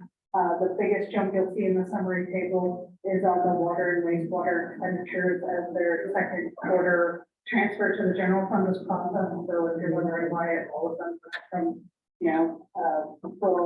low around 20% to 40 and 30% respectively, that's why those happen each quarter. In addition, I would say same status in terms of some of the, we've had some discussions about various line items that were over. We haven't done a whole lot of transfers since the last meeting. There have been a couple internal transfers with departments in accordance with the financial policies that you all have approved. This month, we also included our capital and grant project updates, which are in the back of those pages, roughly the last 10 pages of that report. Happy to answer any questions on those at the end of this, if you have them. And then the other item that I wanted to highlight, which is an agenda item for you as well later tonight, is the American Rescue Plan Act. We had briefly talked about this at last council meeting. Just some highlights. I'm not sure what people know or what they are aware of. City of Portland is a non-entitlement unit, and any use, meaning you received your funds directly from the state, which is the U.S. Treasury federal government. We are required to report annually as an any new. Part of that reporting process is allocating or obligating funding. Tonight, we are going to be asking you to allocate the ARPA funding so we can prepare that report. And as a reminder, which I think you are all aware, guidance and regulations require that all funds must be obligated by December 31st, 2024, and expended no later than December 31st, 2026. Part of your financial packet directly behind the memo was a larger table. It's the exact same table that you have in your resolution. I just thought it might be easier for you to see. Many of those projects, like the first 2/3 of that list, are all items that have been spent, where you see $0 remaining. It is stuff that has been authorized over the last 18 months. A lot of the items we have already deployed and have access to. There are a few items that are ongoing, like upgrades to the parks. There were, I think, 5 projects we had a resolution that you all had approved this time, September last year. We're waiting on order a truck, haul truck, but due to the wait times so you see that as remaining because we're actually waiting for the equipment to arrive. I would like to bring your attention down to the latter part of the list where you start seeing where I've listed fiscal years. One item that I'm asking an allocation for is the cost of the 2022 audit. I want to be very clear with everybody on the council. The audit is budgeted for. Due to the delay in the timing, we currently have the 2021 audit and 2022 audit open. You typically only pay for one audit in a year. Budget can only afford one of those audits. The 2021 audit wasn't far enough along to hit the 2022 books. So the budget was sitting in 2022, but 2022 closed out months ago. So that is why I'm asking for one allocation. Obviously, we have to pay these fees. And I will be honest with you, if the finance budget could have afforded it, I would have not asked for it. It's just, if we pay for both of these, we can literally pay for nothing else.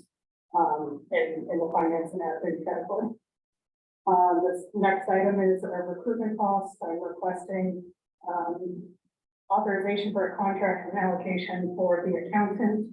I know we've talked about this with the personnel committee.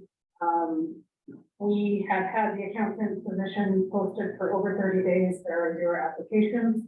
Accountants are extremely hard to come by right now. There is a shortage, nationwide, not just here. This would allow us to engage with the recruiting arm to help bring an accountant in a more timely basis, but I will also tell you that the lead time for a position is 6 months, even if we are doing this. No, again, normally I would not be asking for this. I would try to do it all myself and make sure we could meet those guidelines, but I also want to make sure we can continue to deliver on the items that have been highlighted before I started and as I started this position. And it has been a lot to handle a 21 audit, a 22 audit, and start to launch a 24 budget. To be without that position is a struggle. The next item, 2023 trash contract adjustment. We had met, I believe, on the 24th with the ad hoc trash committee. There we had presented data from December 2021, all the way through June of 2023 in terms of actual tonnage, and then in tandem with DPW did a projected tonnage for the months of July through December of this year, which resulted in a difference in the budget of what's needed to the tune of roughly $745,000. This was largely anticipated. I know it has been discussed before at the council level during the financial reports. As a reminder, you all had made a policy change when the Blues contract came up. And what we're seeing is increased tonnage, and that is because we have, yes, some more properties that weren't eligible before are eligible, but also we have a handful of, well, more than a handful. We have a lot of the city who has opted for private contracted service that is now under the city services. I don't mean to downplay the amount of money that this is. Please don't take that, my next statement that way, but I will say that it equates to roughly $25 a month, just over $300 a year for the 5,000, that's 5,000 we estimate to be certain. Just provide that as context, help you understand that again. This will be adjusted in the 2024 budget. We will have also a few more months to see how the data shakes out. Again, we are projecting based on the first 6 months that we had, but that will be an adjustment made, as I do understand this is a one-time source that's correct for the current year. There's also $50,000 allocated for financial services, and I would say one of the original proposals in 2021, there was a $60,000 part-time position proposed to manage ARPA. We do not need that. This would be to use $50,000 to provide interim financial services while we're searching for the accountants to do some cash reconciliation, as well as to help with some of the upcoming charter changes that are proposed not this year, but for next year.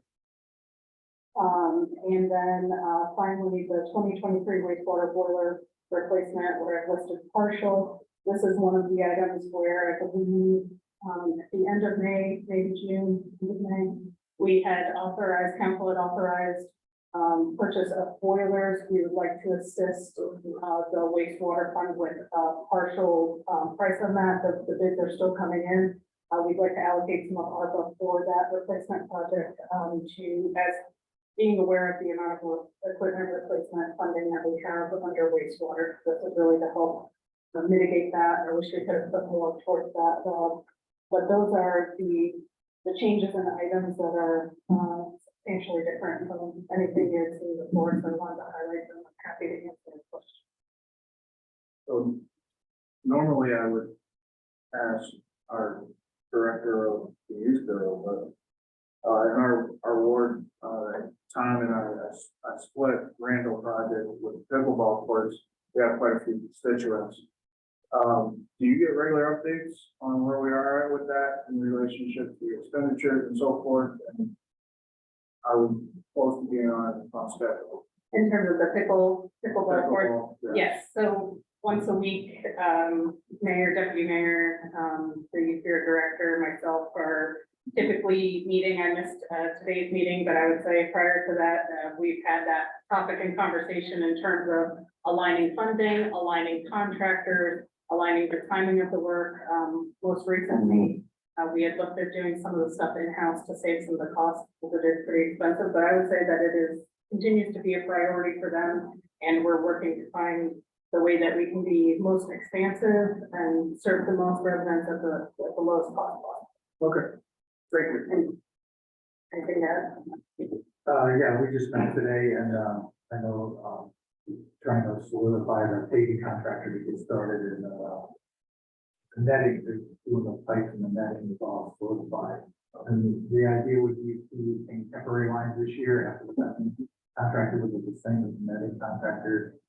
We paint temporary white lines and then the slip coat would be next year, because the asphalt has a set for 30 years. We're hoping to have it done so we can get it going this month. and while the pickleball court lining is listed in there, there is additional funds from the youth bureau budget, a different separate line item that will help cover some of this. I just want to be fair because we wouldn't.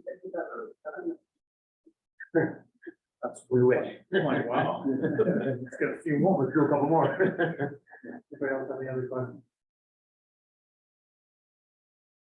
And then, last item that I want to talk about, I do apologize again, timing for getting something out on the agenda. The external audit, originally we had asked, well, we had bumped back the 2021 audit from end of July to mid-August. And I spoke with the auditors again today.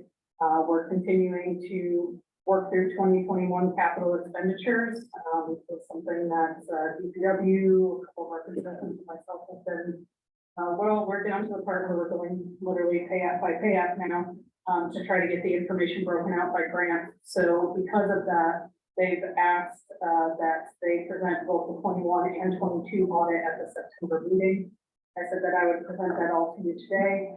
I understand why they want to do that. They could present something to you on August 15th, but ultimately it will not be the final number. If there's any issue, I told them we would discuss it tonight. I would not get a decision about this stuff in the papers. And I will reflect it in notes on the minutes, Andy, that my report will still be updated to reflect. It'll likely not happen. There are any questions on that? All right, anybody else have anything? And to use the word struggle, for what you've had to go through, is probably not a strong enough word, but I appreciate. I appreciate the fee or the banders being taken out, but we really appreciate all your hard work in there. Absolutely. I hear banging once in a while on that side of the building. Not sure if it's your head or your fist, but we do appreciate it. And maybe it's the Main Street work, I don't know. But we do appreciate it. Thank you for that. Does anybody else have any, that's fine. All right, with that, we'll receive and file. Mayor's report, real quick, I'll try to go quick. So we met with the Health Insurance Consortium on the executive committee there and the finance committee, and looks like this would be a rate increase for that's going up for everybody, trying to mitigate that, trying to talk them into utilizing some of their fund balance to reduce that cost so it's not so dramatic. So we're working on that and having those debates now, so more to come on that part of it. I was offered by the Secretary of State to sit on the DRI panel with 3 other mayors from the state regarding DRI panel with the governor was there as well. So it was a great honor and a great understanding to get to that. And there was some interesting discussions that they were talking about creating higher density. Mayor Walsh and the Mayor of Oswego as well, we're talking about creating higher density, so they were talking about that, so increasing density in different areas to stimulate the area and do that, so it's an interesting concept, and I guess it's working in some of those areas, but that came to mind in talking to Parker School last stuff. But that does come to mind to do that, and I look at Burn Dairy after that ribbon cutting, and that opened up, and I look at the improvements of the car wash across the street, some of the houses right next to it, and some of that, so I think there's something to be said with development, in some of those aspects. So we'll continue with that. So I think if everybody heard, Ice Spice is now, that's all public knowledge now. Ice Spice is coming and they're going into the old Marietta building or the old Rubber Day or whatever building they call that now. So they're looking at 350 employees. So they're going to do more of a grand big deal after they're up and operational, which they're looking like September-ish period area. To be able to have something more that they're actually producing. He doesn't want to do anything prior to that, but in the interim, they already have 20-some employees there, basically upper management, electricians and stuff. They've already got equipment in place. They're starting to work on more equipment, and they will continue that. And to answer and make one of the statements that they said we haven't done anything in daycare, we have actually talked to them about designing a space within their facility for daycare. That would, if they don't utilize all of it, they would offer to outside people as well. So we are continuing to work on daycare with that. There's 2 other initiatives that we're working on as well with the Chamber of Commerce trying to get that done as well. So that will be near and dear to our hearts, and we'll continue to work on that every chance we get. Ironically, tomorrow I have another business that I'm meeting with tomorrow, look at the 75 to 100 job, which is nice to have those kind of bread and butter solid either sustaining jobs, manufacturing, so we don't know what spinoff will come from that.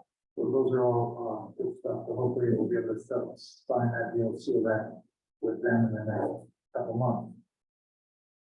Police department. So again, we continue to work with the homeless problems that we've had all over the city.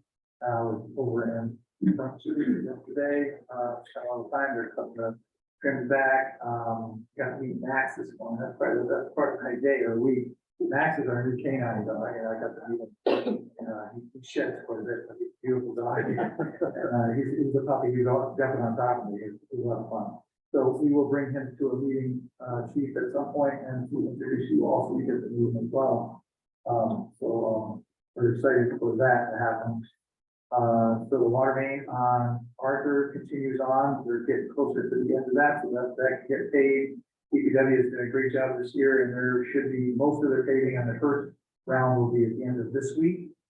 So they're really pushing the dump to get that going, and then they'll start regrinding in the cup. They have 2-week reprieve, and then they'll grind again and do the second round, which would be great, and we appreciate that.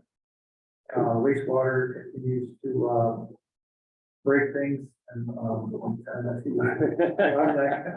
gonna say something else,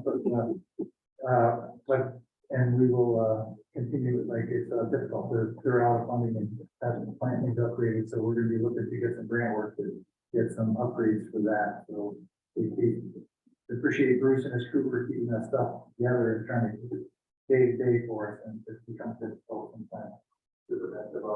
Yes, thank you for that. Yeah, always done there. Okay, fire department, we do have recognition I would like to do, but real quick, while they're on their way up here, I will talk about the youth bureau. So the fountain will be going in tomorrow for the bond at Yeaman. So take a look for that. We put red, white, and blue on it first. So we're gonna celebrate America a little bit when we get that fountain on, and hopefully tomorrow. And we had some bad eggs at the pool, as people have spoken about here. Certainly is sad and unacceptable in every aspect. I think Ms. Pettigrossi made a great decision in shutting it down and doing that to give the lifeguards a reprieve and to hopefully get some attention of people to maybe pay attention and be part of the citizen community of the move to bring that in. So people dismantle some of our railings, put the washers and bolts, throw them in the pool, and then shut the pool, get that off. And then another time, somebody wastewater treatment, our pool, inside the pool, and they had to go in and clean it up, well, they had the doors locked, another person was banging, an adult banging on the door, screaming and yelling, and threatening with knives, so it's not a good situation that we wanna have, and we know we can do better, we need to keep people on doing better, we do have a zero tolerance policy, we do have, a policy to, block them from coming back, if they are caught, and we do know who they are, so those actions are taken very seriously, and even the prosecution of that 18-year-old that was the most important for, just to try to get, so they understand and they learn that we are. So speaking of model citizens, we have the fire department here with, some, some recognitions that we should recognize as achievements that our, staff have made and command staff has made. Thank you, Mayor. And I'll keep this brief, and I apologize for, of course, tonight being the night select to bring them in here, but, under the direction Ms. Henke, we talked a number of times about stuff that we need to do to recognize our folks and what they're doing, what they do, their accomplishments, and I definitely think that's important. So, two different recognitions, for tonight, on June 3rd of this year, firefighter Andrew Niver and Nate Stocklin, completed their basic firefighter training. You hired them in February and sent them off to the fire academy for 15 weeks, for the recruit training. At that training, they, learned about, fire department organization, first aid, tactics, strategy, and physical fitness.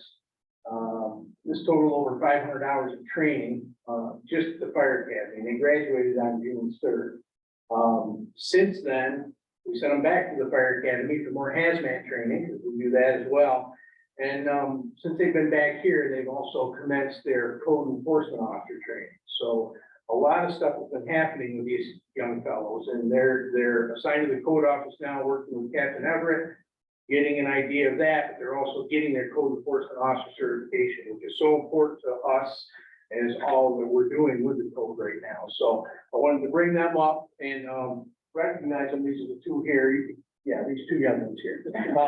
So they're here, they're back, and we're excited, and I think they're excited to finally get out of the academy and actually be here doing stuff. So I just wanted to recognize them for that. Thank you, Chief, real quick. Yes. I do remember writing 2 notes to each one of these for successes in camp. You remember, I know one had to involve a ladder, taking a ladder up by himself, okay? Well, that would be, that'd be So maybe you can reflect on that. We don't usually get reports back from the academy. So every week, the training officer and the fire chief receive basic information on the recruits. Hey, and basically what it is, if everything's good, there's very little written. If the test, here's their score, doing great. There's good stuff and there's bad stuff. So these two gentlemen, no bad stuff, really good stuff. But we did have an instructor talk about how firefighter Niver actually took initiative with his company there in a training session, recognizing that a ladder needed to be thrown and his company was doing other stuff, and he took the initiative to pull the ladder, throw the ladder all by himself, which they're trained to do and they can do. But the instructor recognized his leadership and his ability to make a decision, and that's the type of things that we need in our small fire department. Because how we do things, I need to have people that can make decisions and sometimes that quick, individually. And I mean, it's makeup of our organization. So yes, we'll recognize Andrew on that, detail, but yes, that was it. And the mayor did, get that information and there you are. But thank you both for going. And one other, recognition, 2 other fine gentlemen that are in the room. Now Deputy Chief Derek Reynolds and Captain Roy Everett recently completed their Fire Officer Level 3 course, which is offered at the Fire Academy. And this includes over 80 hours of classroom and independent study. Course topics talk about leadership development, working in the community, code enforcement, management, planning, and response. And the intent is this gets them to a standard for the National Fire Protection Association standard on fire officer professional qualifications. It's the 3rd level, Fire Officer 1, 2, and 3. It's the 3rd level of this nationally recognized officer training designated for the administrative officer. So these 2 gentlemen recently completed that.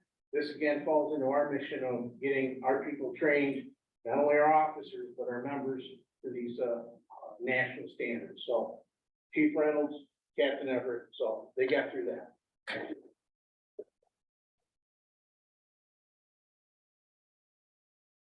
Again, Mayor, thank you council for the support, and, you know, things are moving in the fire department, so we're good. Thank you very much. I did challenge the new code officers today to find 3 unlicensed vehicles, right? You got that memo? Give it to the captain, but I went through it. They have that challenge. We don't know what the reward will be. All right, thank you, Chief. I appreciate that. So with that, we'll go to ward reports. So, I think that was that. Okay, you're up. I'd like to say all quiet in Ward 1. As we could see tonight, from all the speakers, Ward 1 was well represented with speakers and also with people attending. Very hot topic. Took the time to, with quite a bit of help, which was great, to stamp over 1,500 postcards and send them to the entire ward to get their opinion about Parker School. Very, very important that sitting at this table, that we don't just vote our thought, we vote the thoughts of the majority of our ward. And that's the way local politics should work. I have to say, I'm very impressed with the amount of response. I'm very, overwhelming amount of response. I was actually finishing answering emails while we're waiting for the meeting to start tonight. And some of the intelligent, thoughtful emails, phone conversations, texts that I had received. Ward 1 is a great place to live. We're going to keep it that way. We've got great people over there, and I'm so appreciative to be a representative for them. And this last week has really, really shown what a strong community we have over there. And I think we have a great community throughout the entire city. Just to be able to come in contact with all these people and really learn more about them and what their thoughts are about certain situations. And don't get me wrong, there was both sides of the fence. And it's pretty close. But the people are wonderful people with well thought out ideas, and they know what they want for their community. I think it's great. I had an opportunity to have a little discussion with DPW about borderline there in Suggit Park and some of the overgrown weeded areas where people may or may not be able to conceal themselves and not be seen. They're going to move ahead with that as far as they can. I do understand we've got some environmental issues. We trimmed some of the areas, so we're gonna go ahead and we're going to address those with the state. I had opportunity to be part of, actually had the fire lit before 5 in the morning. I had an opportunity to be part of a wonderful fundraiser, part for the disabled American veterans and part for our K-9 unit here and our new K-9 officer, Max. We did a giant chicken barbecue, and we raised just over $1,000 for each charity in about 4 hours. So it was absolutely awesome. So glad now that I've gotten to work with Court. I don't know if anybody remembers, we let him bite me with a bite sleeve on. Now that we have Max as well, I don't know if anybody realizes how much safer we truly are with 2 K-9s. Really appreciate both organizations that we got to put the fundraiser on for. Disabled American Veterans doing a great job for our veterans, and our K-9 department as a branch of our police department is just absolutely phenomenal and growing. We love it. Other than that, I will bring it up again because I stopped again. I don't care where you are in the city. I don't care where you are, period. Please do not blow your grass clippings on the road and leave them there. It's like putting a motorcycle on ice when they go across it. I've seen it. I've stopped. I've talked to people. I've talked to more people in the last 2 weeks. Anybody who's listening, anybody who knows anybody, I wish we could have said this when we had a room full of people. Please don't allow it to happen. I do not ride a motorcycle. I know many, many people that do, and I want them to be safe out there enjoying their motorcycle rides. Other than that, I'm good. I met Max today, and he's looking forward to fighting you. Perfect. We'll put the sleeve on and go again. Thanks. Let's go. So pretty quiet in the third ward, except, I had a resident on Groton Ave, near where I live, request the speed trailer because of speeding on Groton Ave. And so talked to Chief Sandy and put the trailer up, right at Atkins and North Atkins Ave. And the results were a little surprising, that there's more speeding than originally thought. So the next move, at some point is going to be onto Broadway, because there are concerns on Broadway about speeding. So, other than that, we're all good. That's fine. Number one, the chicken was really, really good. And cat chicken. I had a constituent, who had a concern about a large bush on the corner of Earl and Warren, and that there have been near accidents there, so if Roy, you could swing by Pearl and Warren and check that out, that would be good. And this is not in the fourth ward, but a constituent, said that they've been parking in the CRT parking lot, and walking through that alleyway, the one that's directly across from the post office. And I guess it's a mess. And I mean, I don't know who's responsible for it, whether it's the businesses, it's probably not the city. But who is responsible for that alleyway and the broken glass and? The good news is part of the cleanup of the DRI project, we put that into the DRI project, after all the alleys, come up and light them, Oh, great. and then we'll be able to maintain use of the, Okay. you can see the fund and get away. Right, okay, I will report that. Other than that, I think we're pretty good in the first. Mr. Thomas? Just a few things, Mayor. So Fox Hollow and,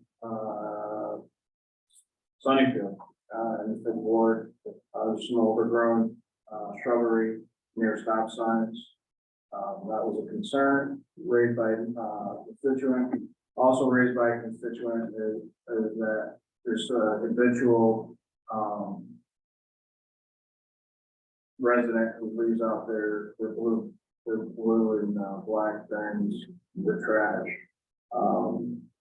And they consistently report on that, and wondering if we can do something to remedy that.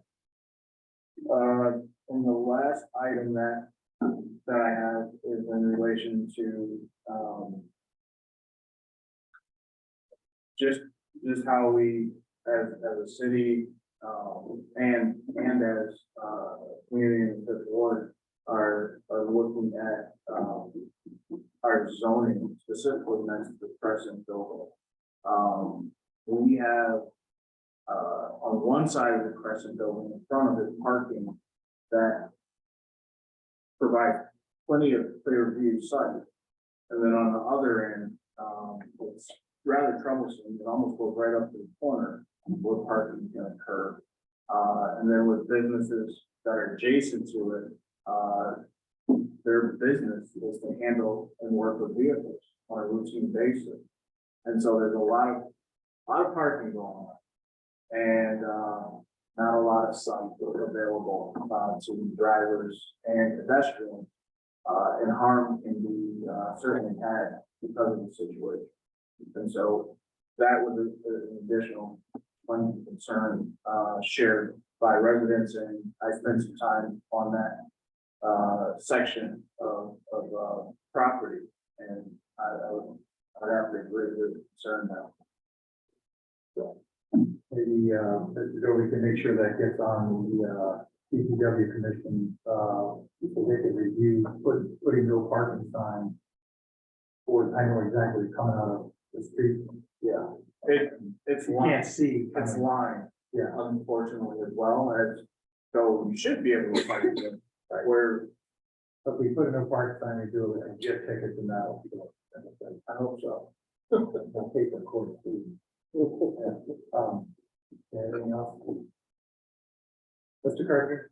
It's quiet in the sixth ward. I'm very happy to say that the park is being well used. The new park down there, because we're going to take a look at it.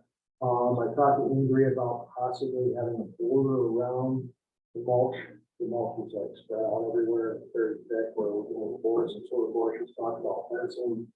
Possibility somewhere else, possible borders around that, keep that on the but it's not, so, other than that, it's quiet. Thank you.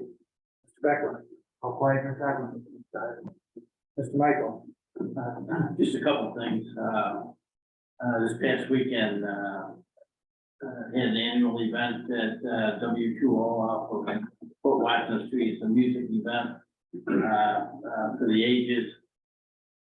Something I volunteered to do for the last several years. The money is donated to families that the past band members as well as classmates. So it's a well-attended event. Fortunately, it did rain Saturday, but it didn't keep people from attending it. It was very well attended. In a long issue that we're dealing with today, just wanted to make sure that the resident wasn't unable to mow on due to either an illness or one more issue, so we wanted to proceed with caution when we approach that individual. Just not hand out fines, just to hand out fines and tickets. One other thing that came to my attention is that our trash bins, each trash bin has a number assigned to it. I like everyone that has a trash bin to write your numbers down so that if they do get stolen, they can be properly returned to your address. We have had a rash of stolen trash bins. And by keeping track of your numbers, we can get these back to you if we pick them up and find them. So that's something very important. If you have trouble locating these numbers, just give us a call here at City Hall, we'll help you out. Or DPW. And that's all I have for you this morning. Thank you.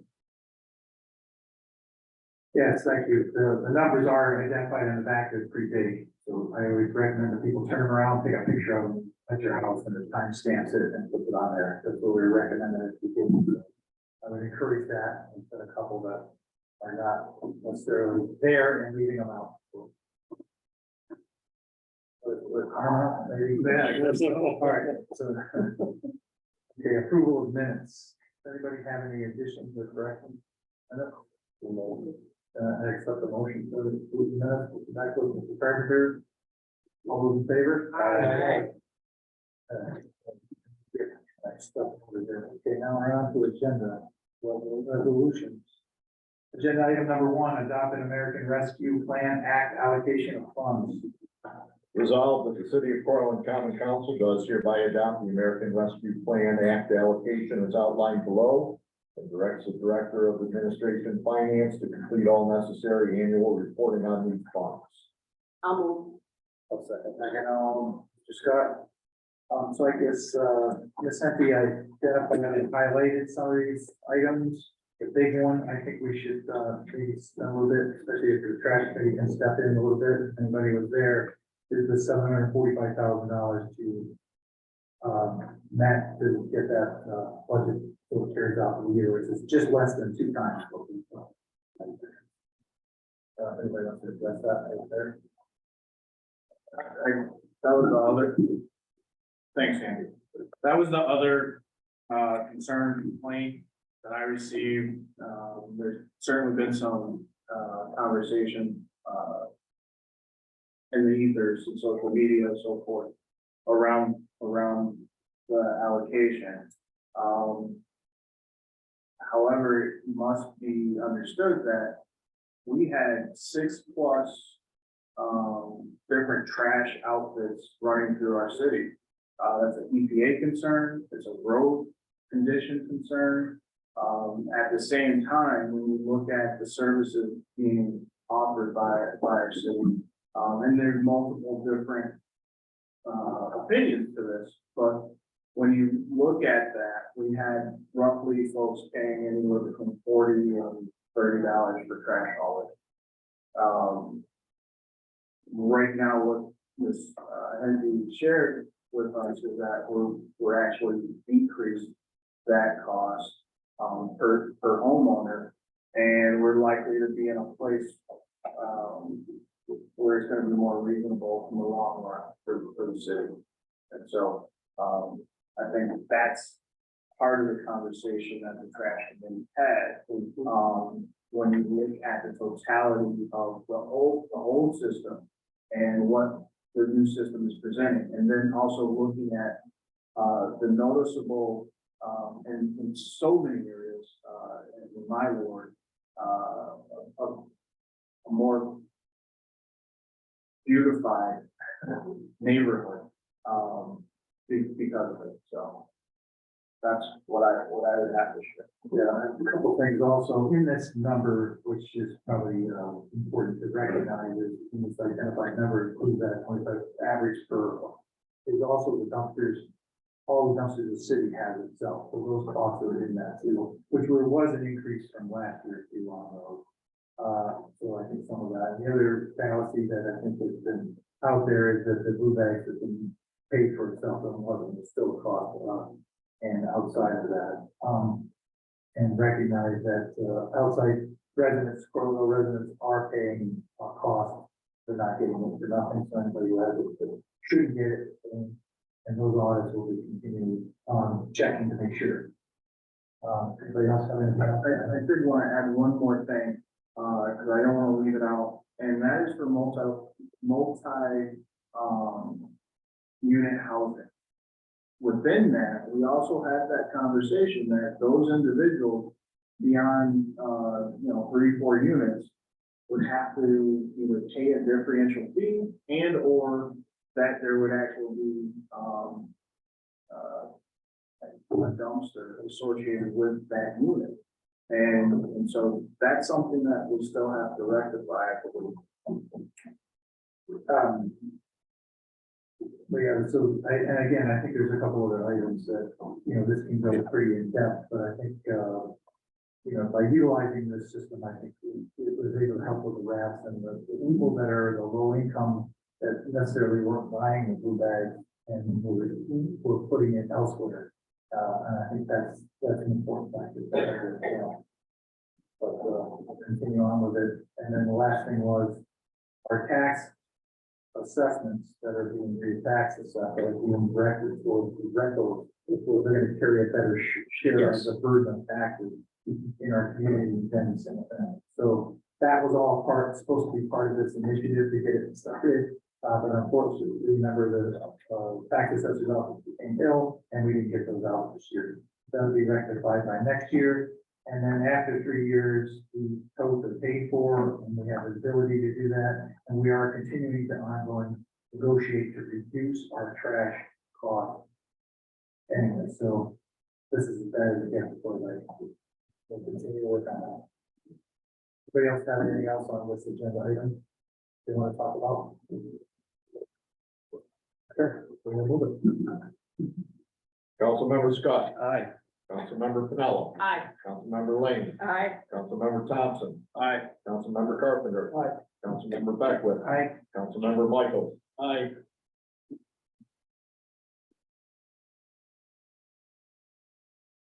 Agenda item number 2, and the 2023 adopted budget by $985,560. Resolved that the 2023 budget be and is hereby amended in the amount of $985,560 as outlined in the accompanying table. I'll move.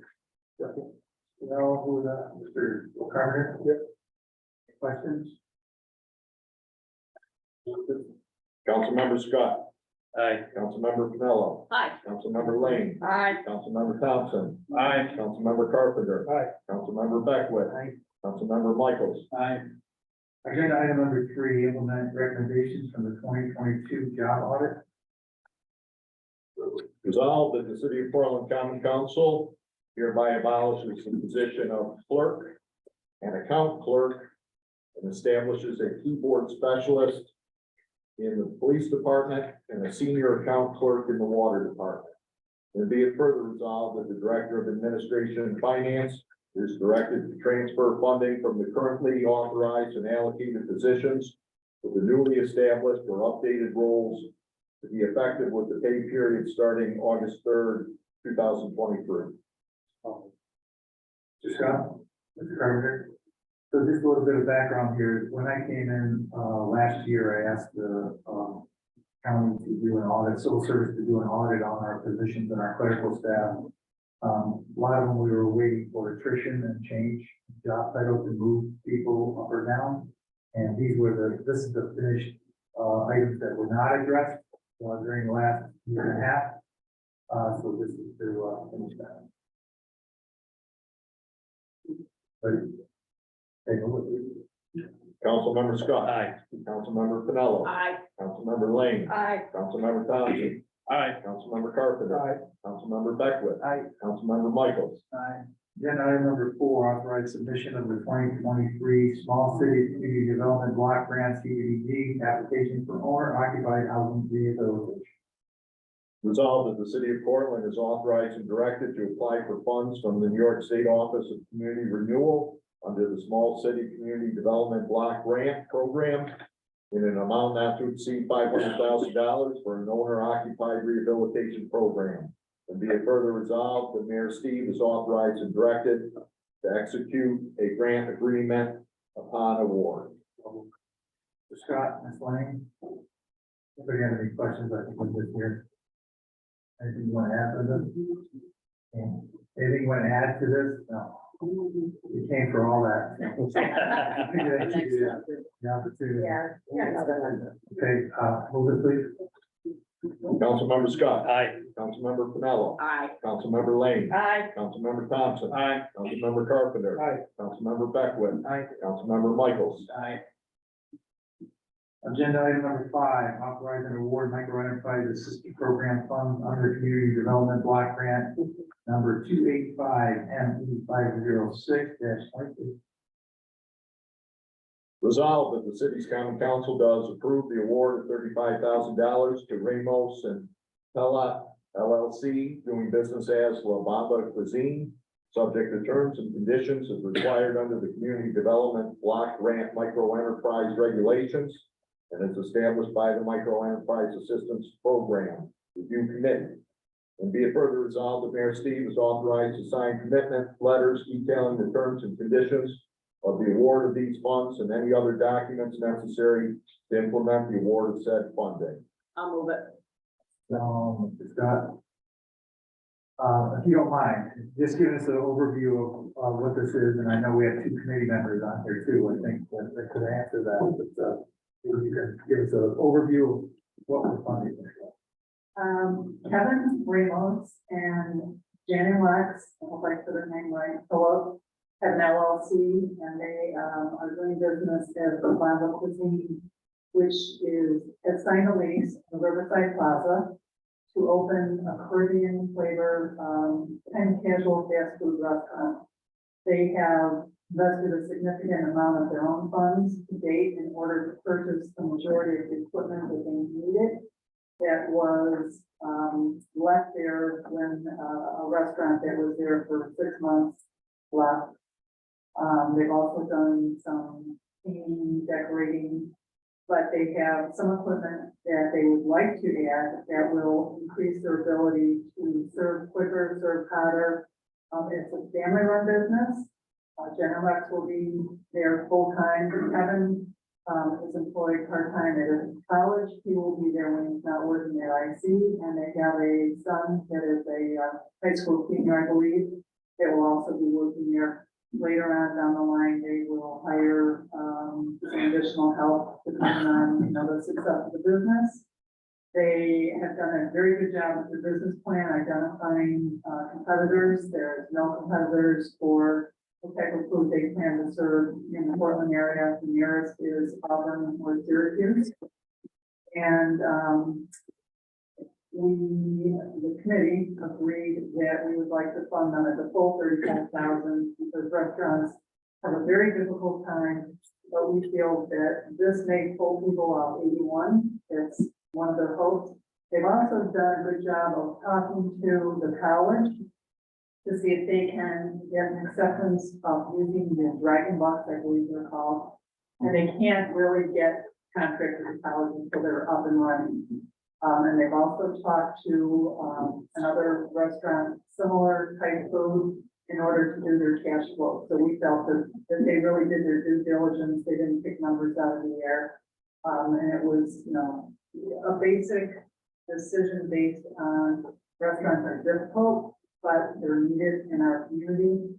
And it's gonna create more diversity in cultural type food. Any questions? Where's it open? Well, they were hoping August 1st when they first approached us, but, you know, because of scheduling and all that. We will have a commitment letter out to them tomorrow. We're hoping to have it set up in the system by the end of the week, because it will help with the next grant we put in. We show commitment of funding that we already have, so we're gonna kind of fast track this. And hopefully they will be up, they're pretty ready, but they do need, a few more pieces of equipment, and I think they're hoping by the end of August. So it's Dominican, but Dominican and Puerto Rican food, and some basic Caribbean flavors, so check it out. Excited for that. Yeah. Well, Mr. Allen, thank you for serving on that committee and making it happen. Thank you, Ms. Armstrong and, Paula, for working at this. These are exactly what we want to work on. Exactly what we're good. It's good to hear this. Board over there for sure. People will want monkeys after the cause of the animals. With that, we'll move. Sorry, Brian. Councilmember Scott. Aye. Councilmember Pinelli. Aye. Councilmember Lane. Aye. Councilmember Thompson. Aye. Councilmember Carpenter. Aye. Councilmember Beckwith. Aye. Councilmember Michaels. Aye. And then item number 6, authorize sale of abandoned in-town vehicles. Resolved that the common council does hereby authorize the Portland City Police Department to sell 13 abandoned vehicles at the impound lot and place all proceeds from such sale in the budget line for operating equipment, where the funds may be utilized towards the purchase of new police vehicles and equipment. The Carpenter.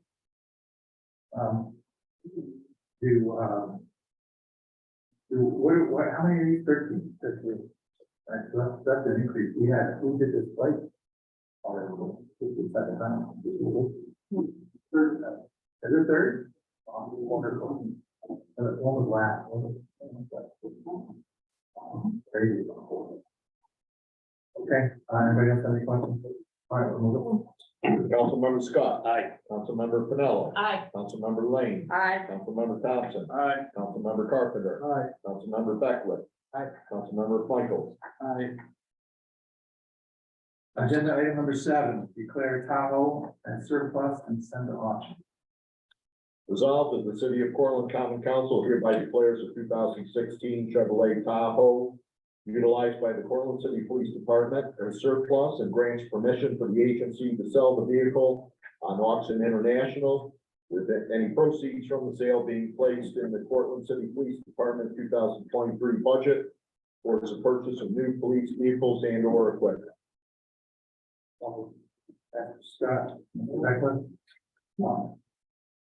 I did. Okay, anybody have any questions? Okay, move it, please. Councilmember Scott. Aye. Councilmember Pinello. Aye. Councilmember Lane. Aye. Councilmember Thompson. Aye. Councilmember Carpenter. Aye. Councilmember Beckwith. Aye. Councilmember Michaels. Aye. Okay, I know everybody's tired, but, we need to have a little discussion here and, get some direction on how we want to go. My thought process would be, I'm going to talk about a couple things that I've heard here. So there's a lot of great input. I think it's great to hear.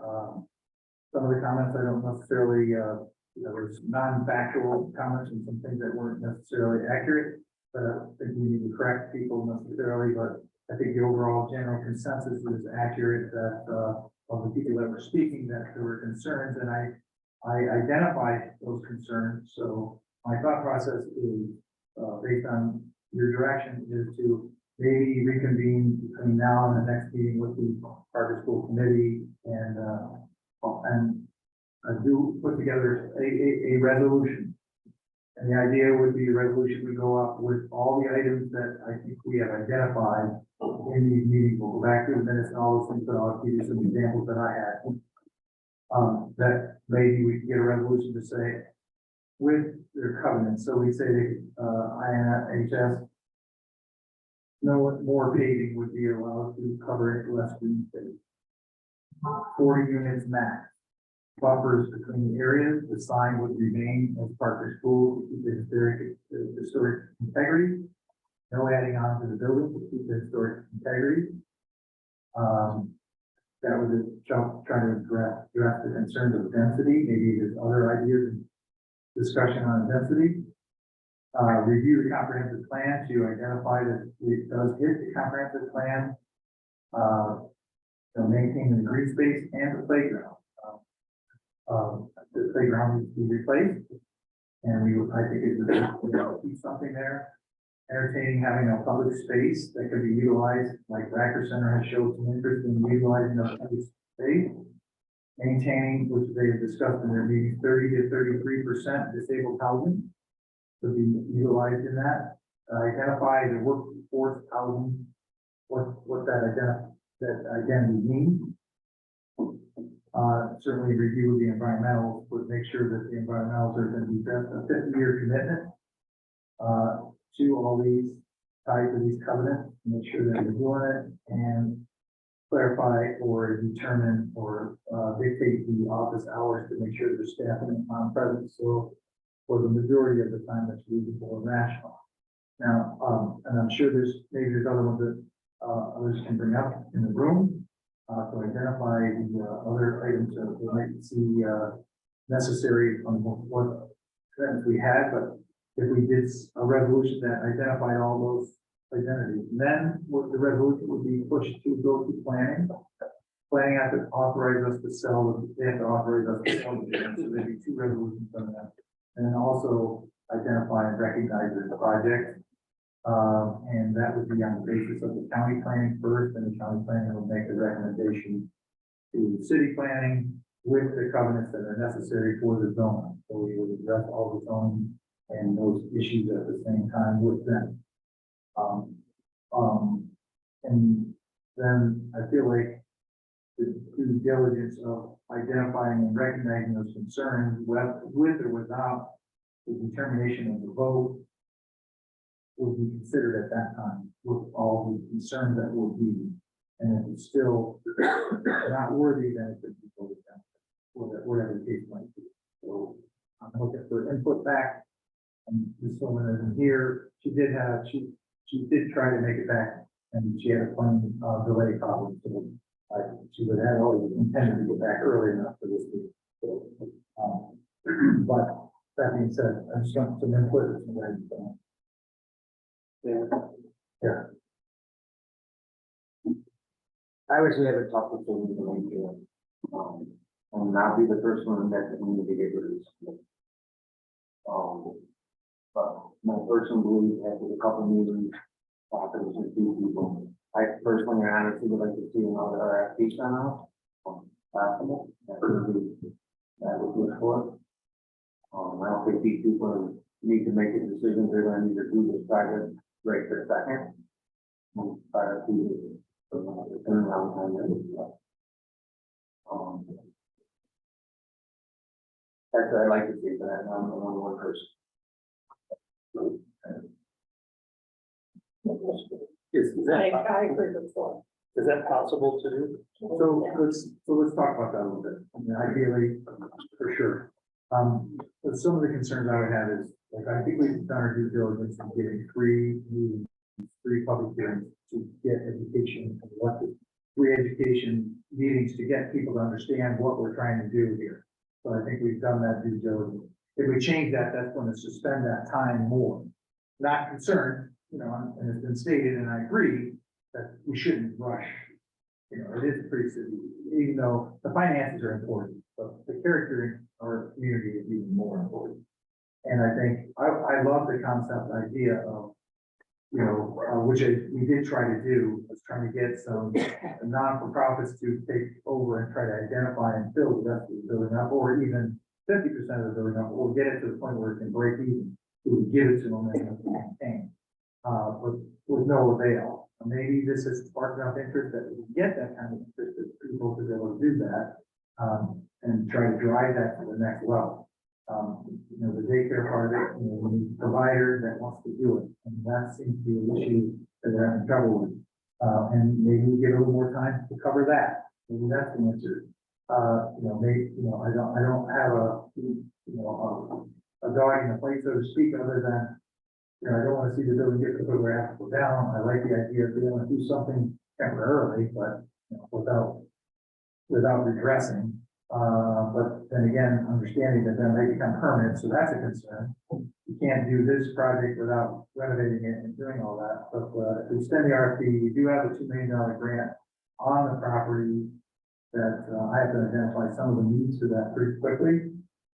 They've asked me from twice already, so beyond that time period, which again, I don't want to identify that, we can reapply and make it when we can. With grant? And I think, so I think we need to look at that part of it, and what we have to do to do the RFP would be, what would we rate differently to try to get more interest? I've gotten other people that are interested in, that are out of state people or other city people that are interested in doing other housing projects. We offered this to local people and made sure they were identified. I guess if we were going to consider that, then what would we look for the timeline to be? Let's identify that timeline. I'm not against it, whatever it might be, but we would have to come up with a plan to get something identified. I'm fine with extending that period, and like Mr. Chuy said, I don't necessarily disagree with that, to say, all right, let's try to come up with a different plan until then. You know what I mean, and try to get something like that before we have that. I'm not familiar, Mayor, with the playbook for the Crescent building. On South Main, I think that's one of the buildings where, of course it's. With that building, from what I understand, it's multi-use. It has social services, human services within the building, has some other, appealing, businesses within it, starting with gym and so forth. We heard multi-use as a opportunity. We could, I heard entertaining civic / social services / residential. And a lot of the research that I've done really centers on a multi-use being the most beneficial for neighborhoods and communities versus solely just housing. And I heard that echoed in a number of statements through the past 2 evenings. We heard 18 floor statements tonight with 4 letters. I didn't count how many we heard the last evening, but there's definitely concern with that turnout. And I like the idea of resolution, including a number of the concerns that were raised, the emerging themes. But I also hear what Troy has to say, and I think that's an interesting prospect as far as being able to call out to developers to say, what's your hand here at play, and possibly who can you leverage to also meet our ideas that the city has. Maybe, and that would be the ideas we need to identify.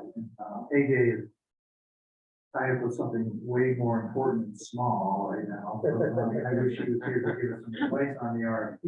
I'm not quite certain. I don't know that I've ever, had an RFP and we didn't see it. So I think that's a probability. I don't see why not. So I think we should achieve that. So let's just speculate that, because I like that process. I like the idea of, giving it more time. These are valid concerns that, I would expect the best out of it.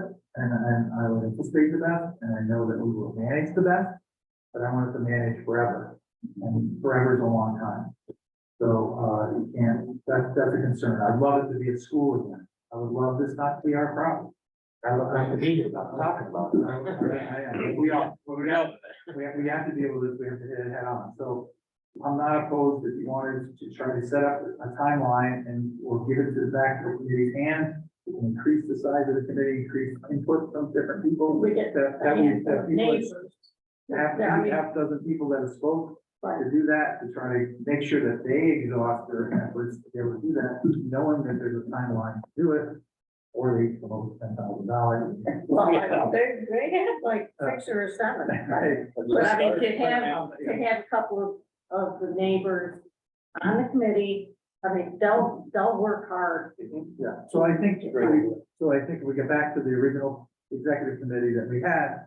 We'll go back and address that and we'll get that together if everybody's okay with that.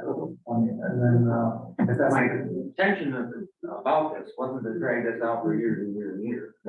I just would like one more shot at it and see if we can get more interest and maybe we'll take longer, but please more of the people in the board, with getting some multi-use stuff in there, other than, I'm just food for thought. And I'm only speaking on myself, but. What if we don't get any RFPs? Like We we set a accept one, yeah. timeline, then we accept the 1 week. Or we'll vote on it. We'll vote on it, right. Send it to all the planning commissions, Yeah. et cetera. That's just gonna be. They already know what they're paying. So, yeah, that's the problem. How long is the commitment from the company? I can't acknowledge, so I'm sorry for that. You're gonna wanna be very careful that they don't pull that. So, August, we're in our session. now. Okay. Thank you. Okay. So my thought process is,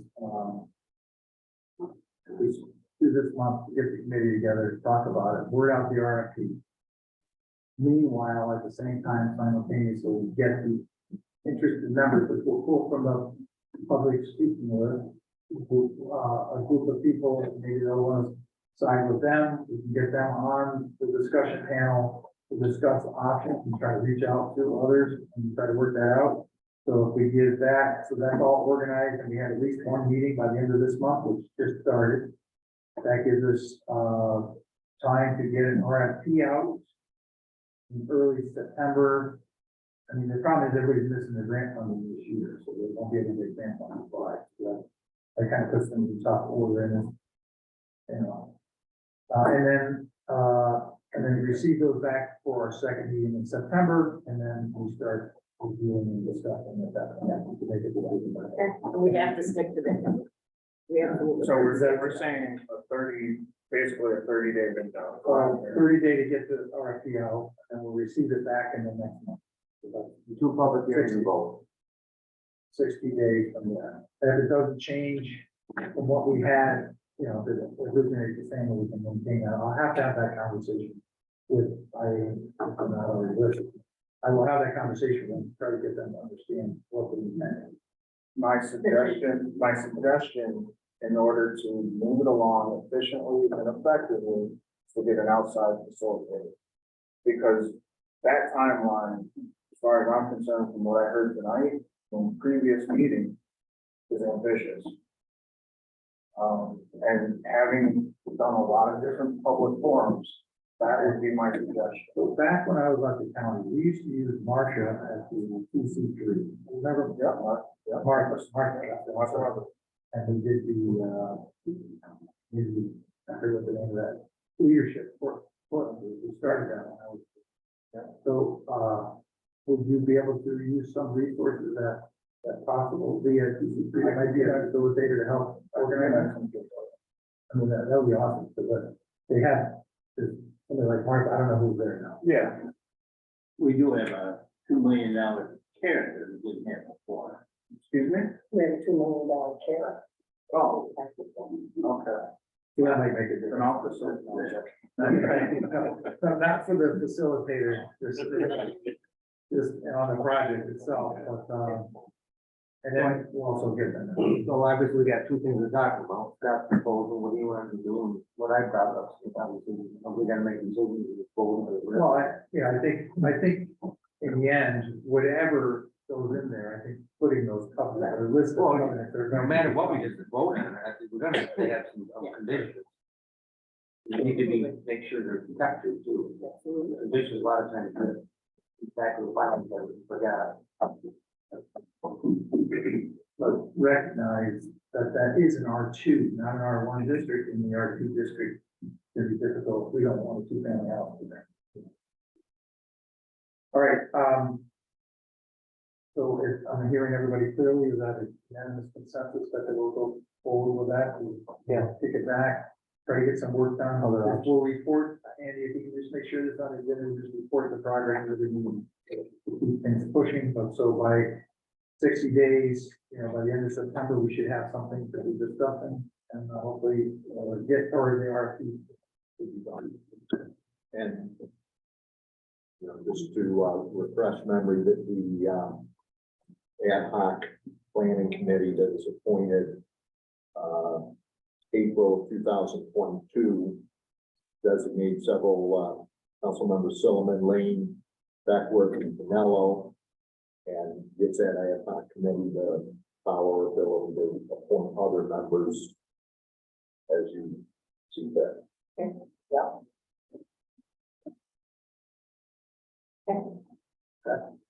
So we'll get some times together, maybe let Robin know what's the best way to reach us, so you can get some time set up, to get some meetings set up, we'll be aggressive, and we'll bring in some outside help to do that. Thank you for everybody for putting in your input and working on these difficult decisions that we want to do once and do it right. So appreciate that. Thank you.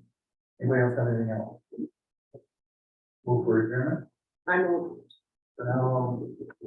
Scott, all in favor? Aye. Thank you.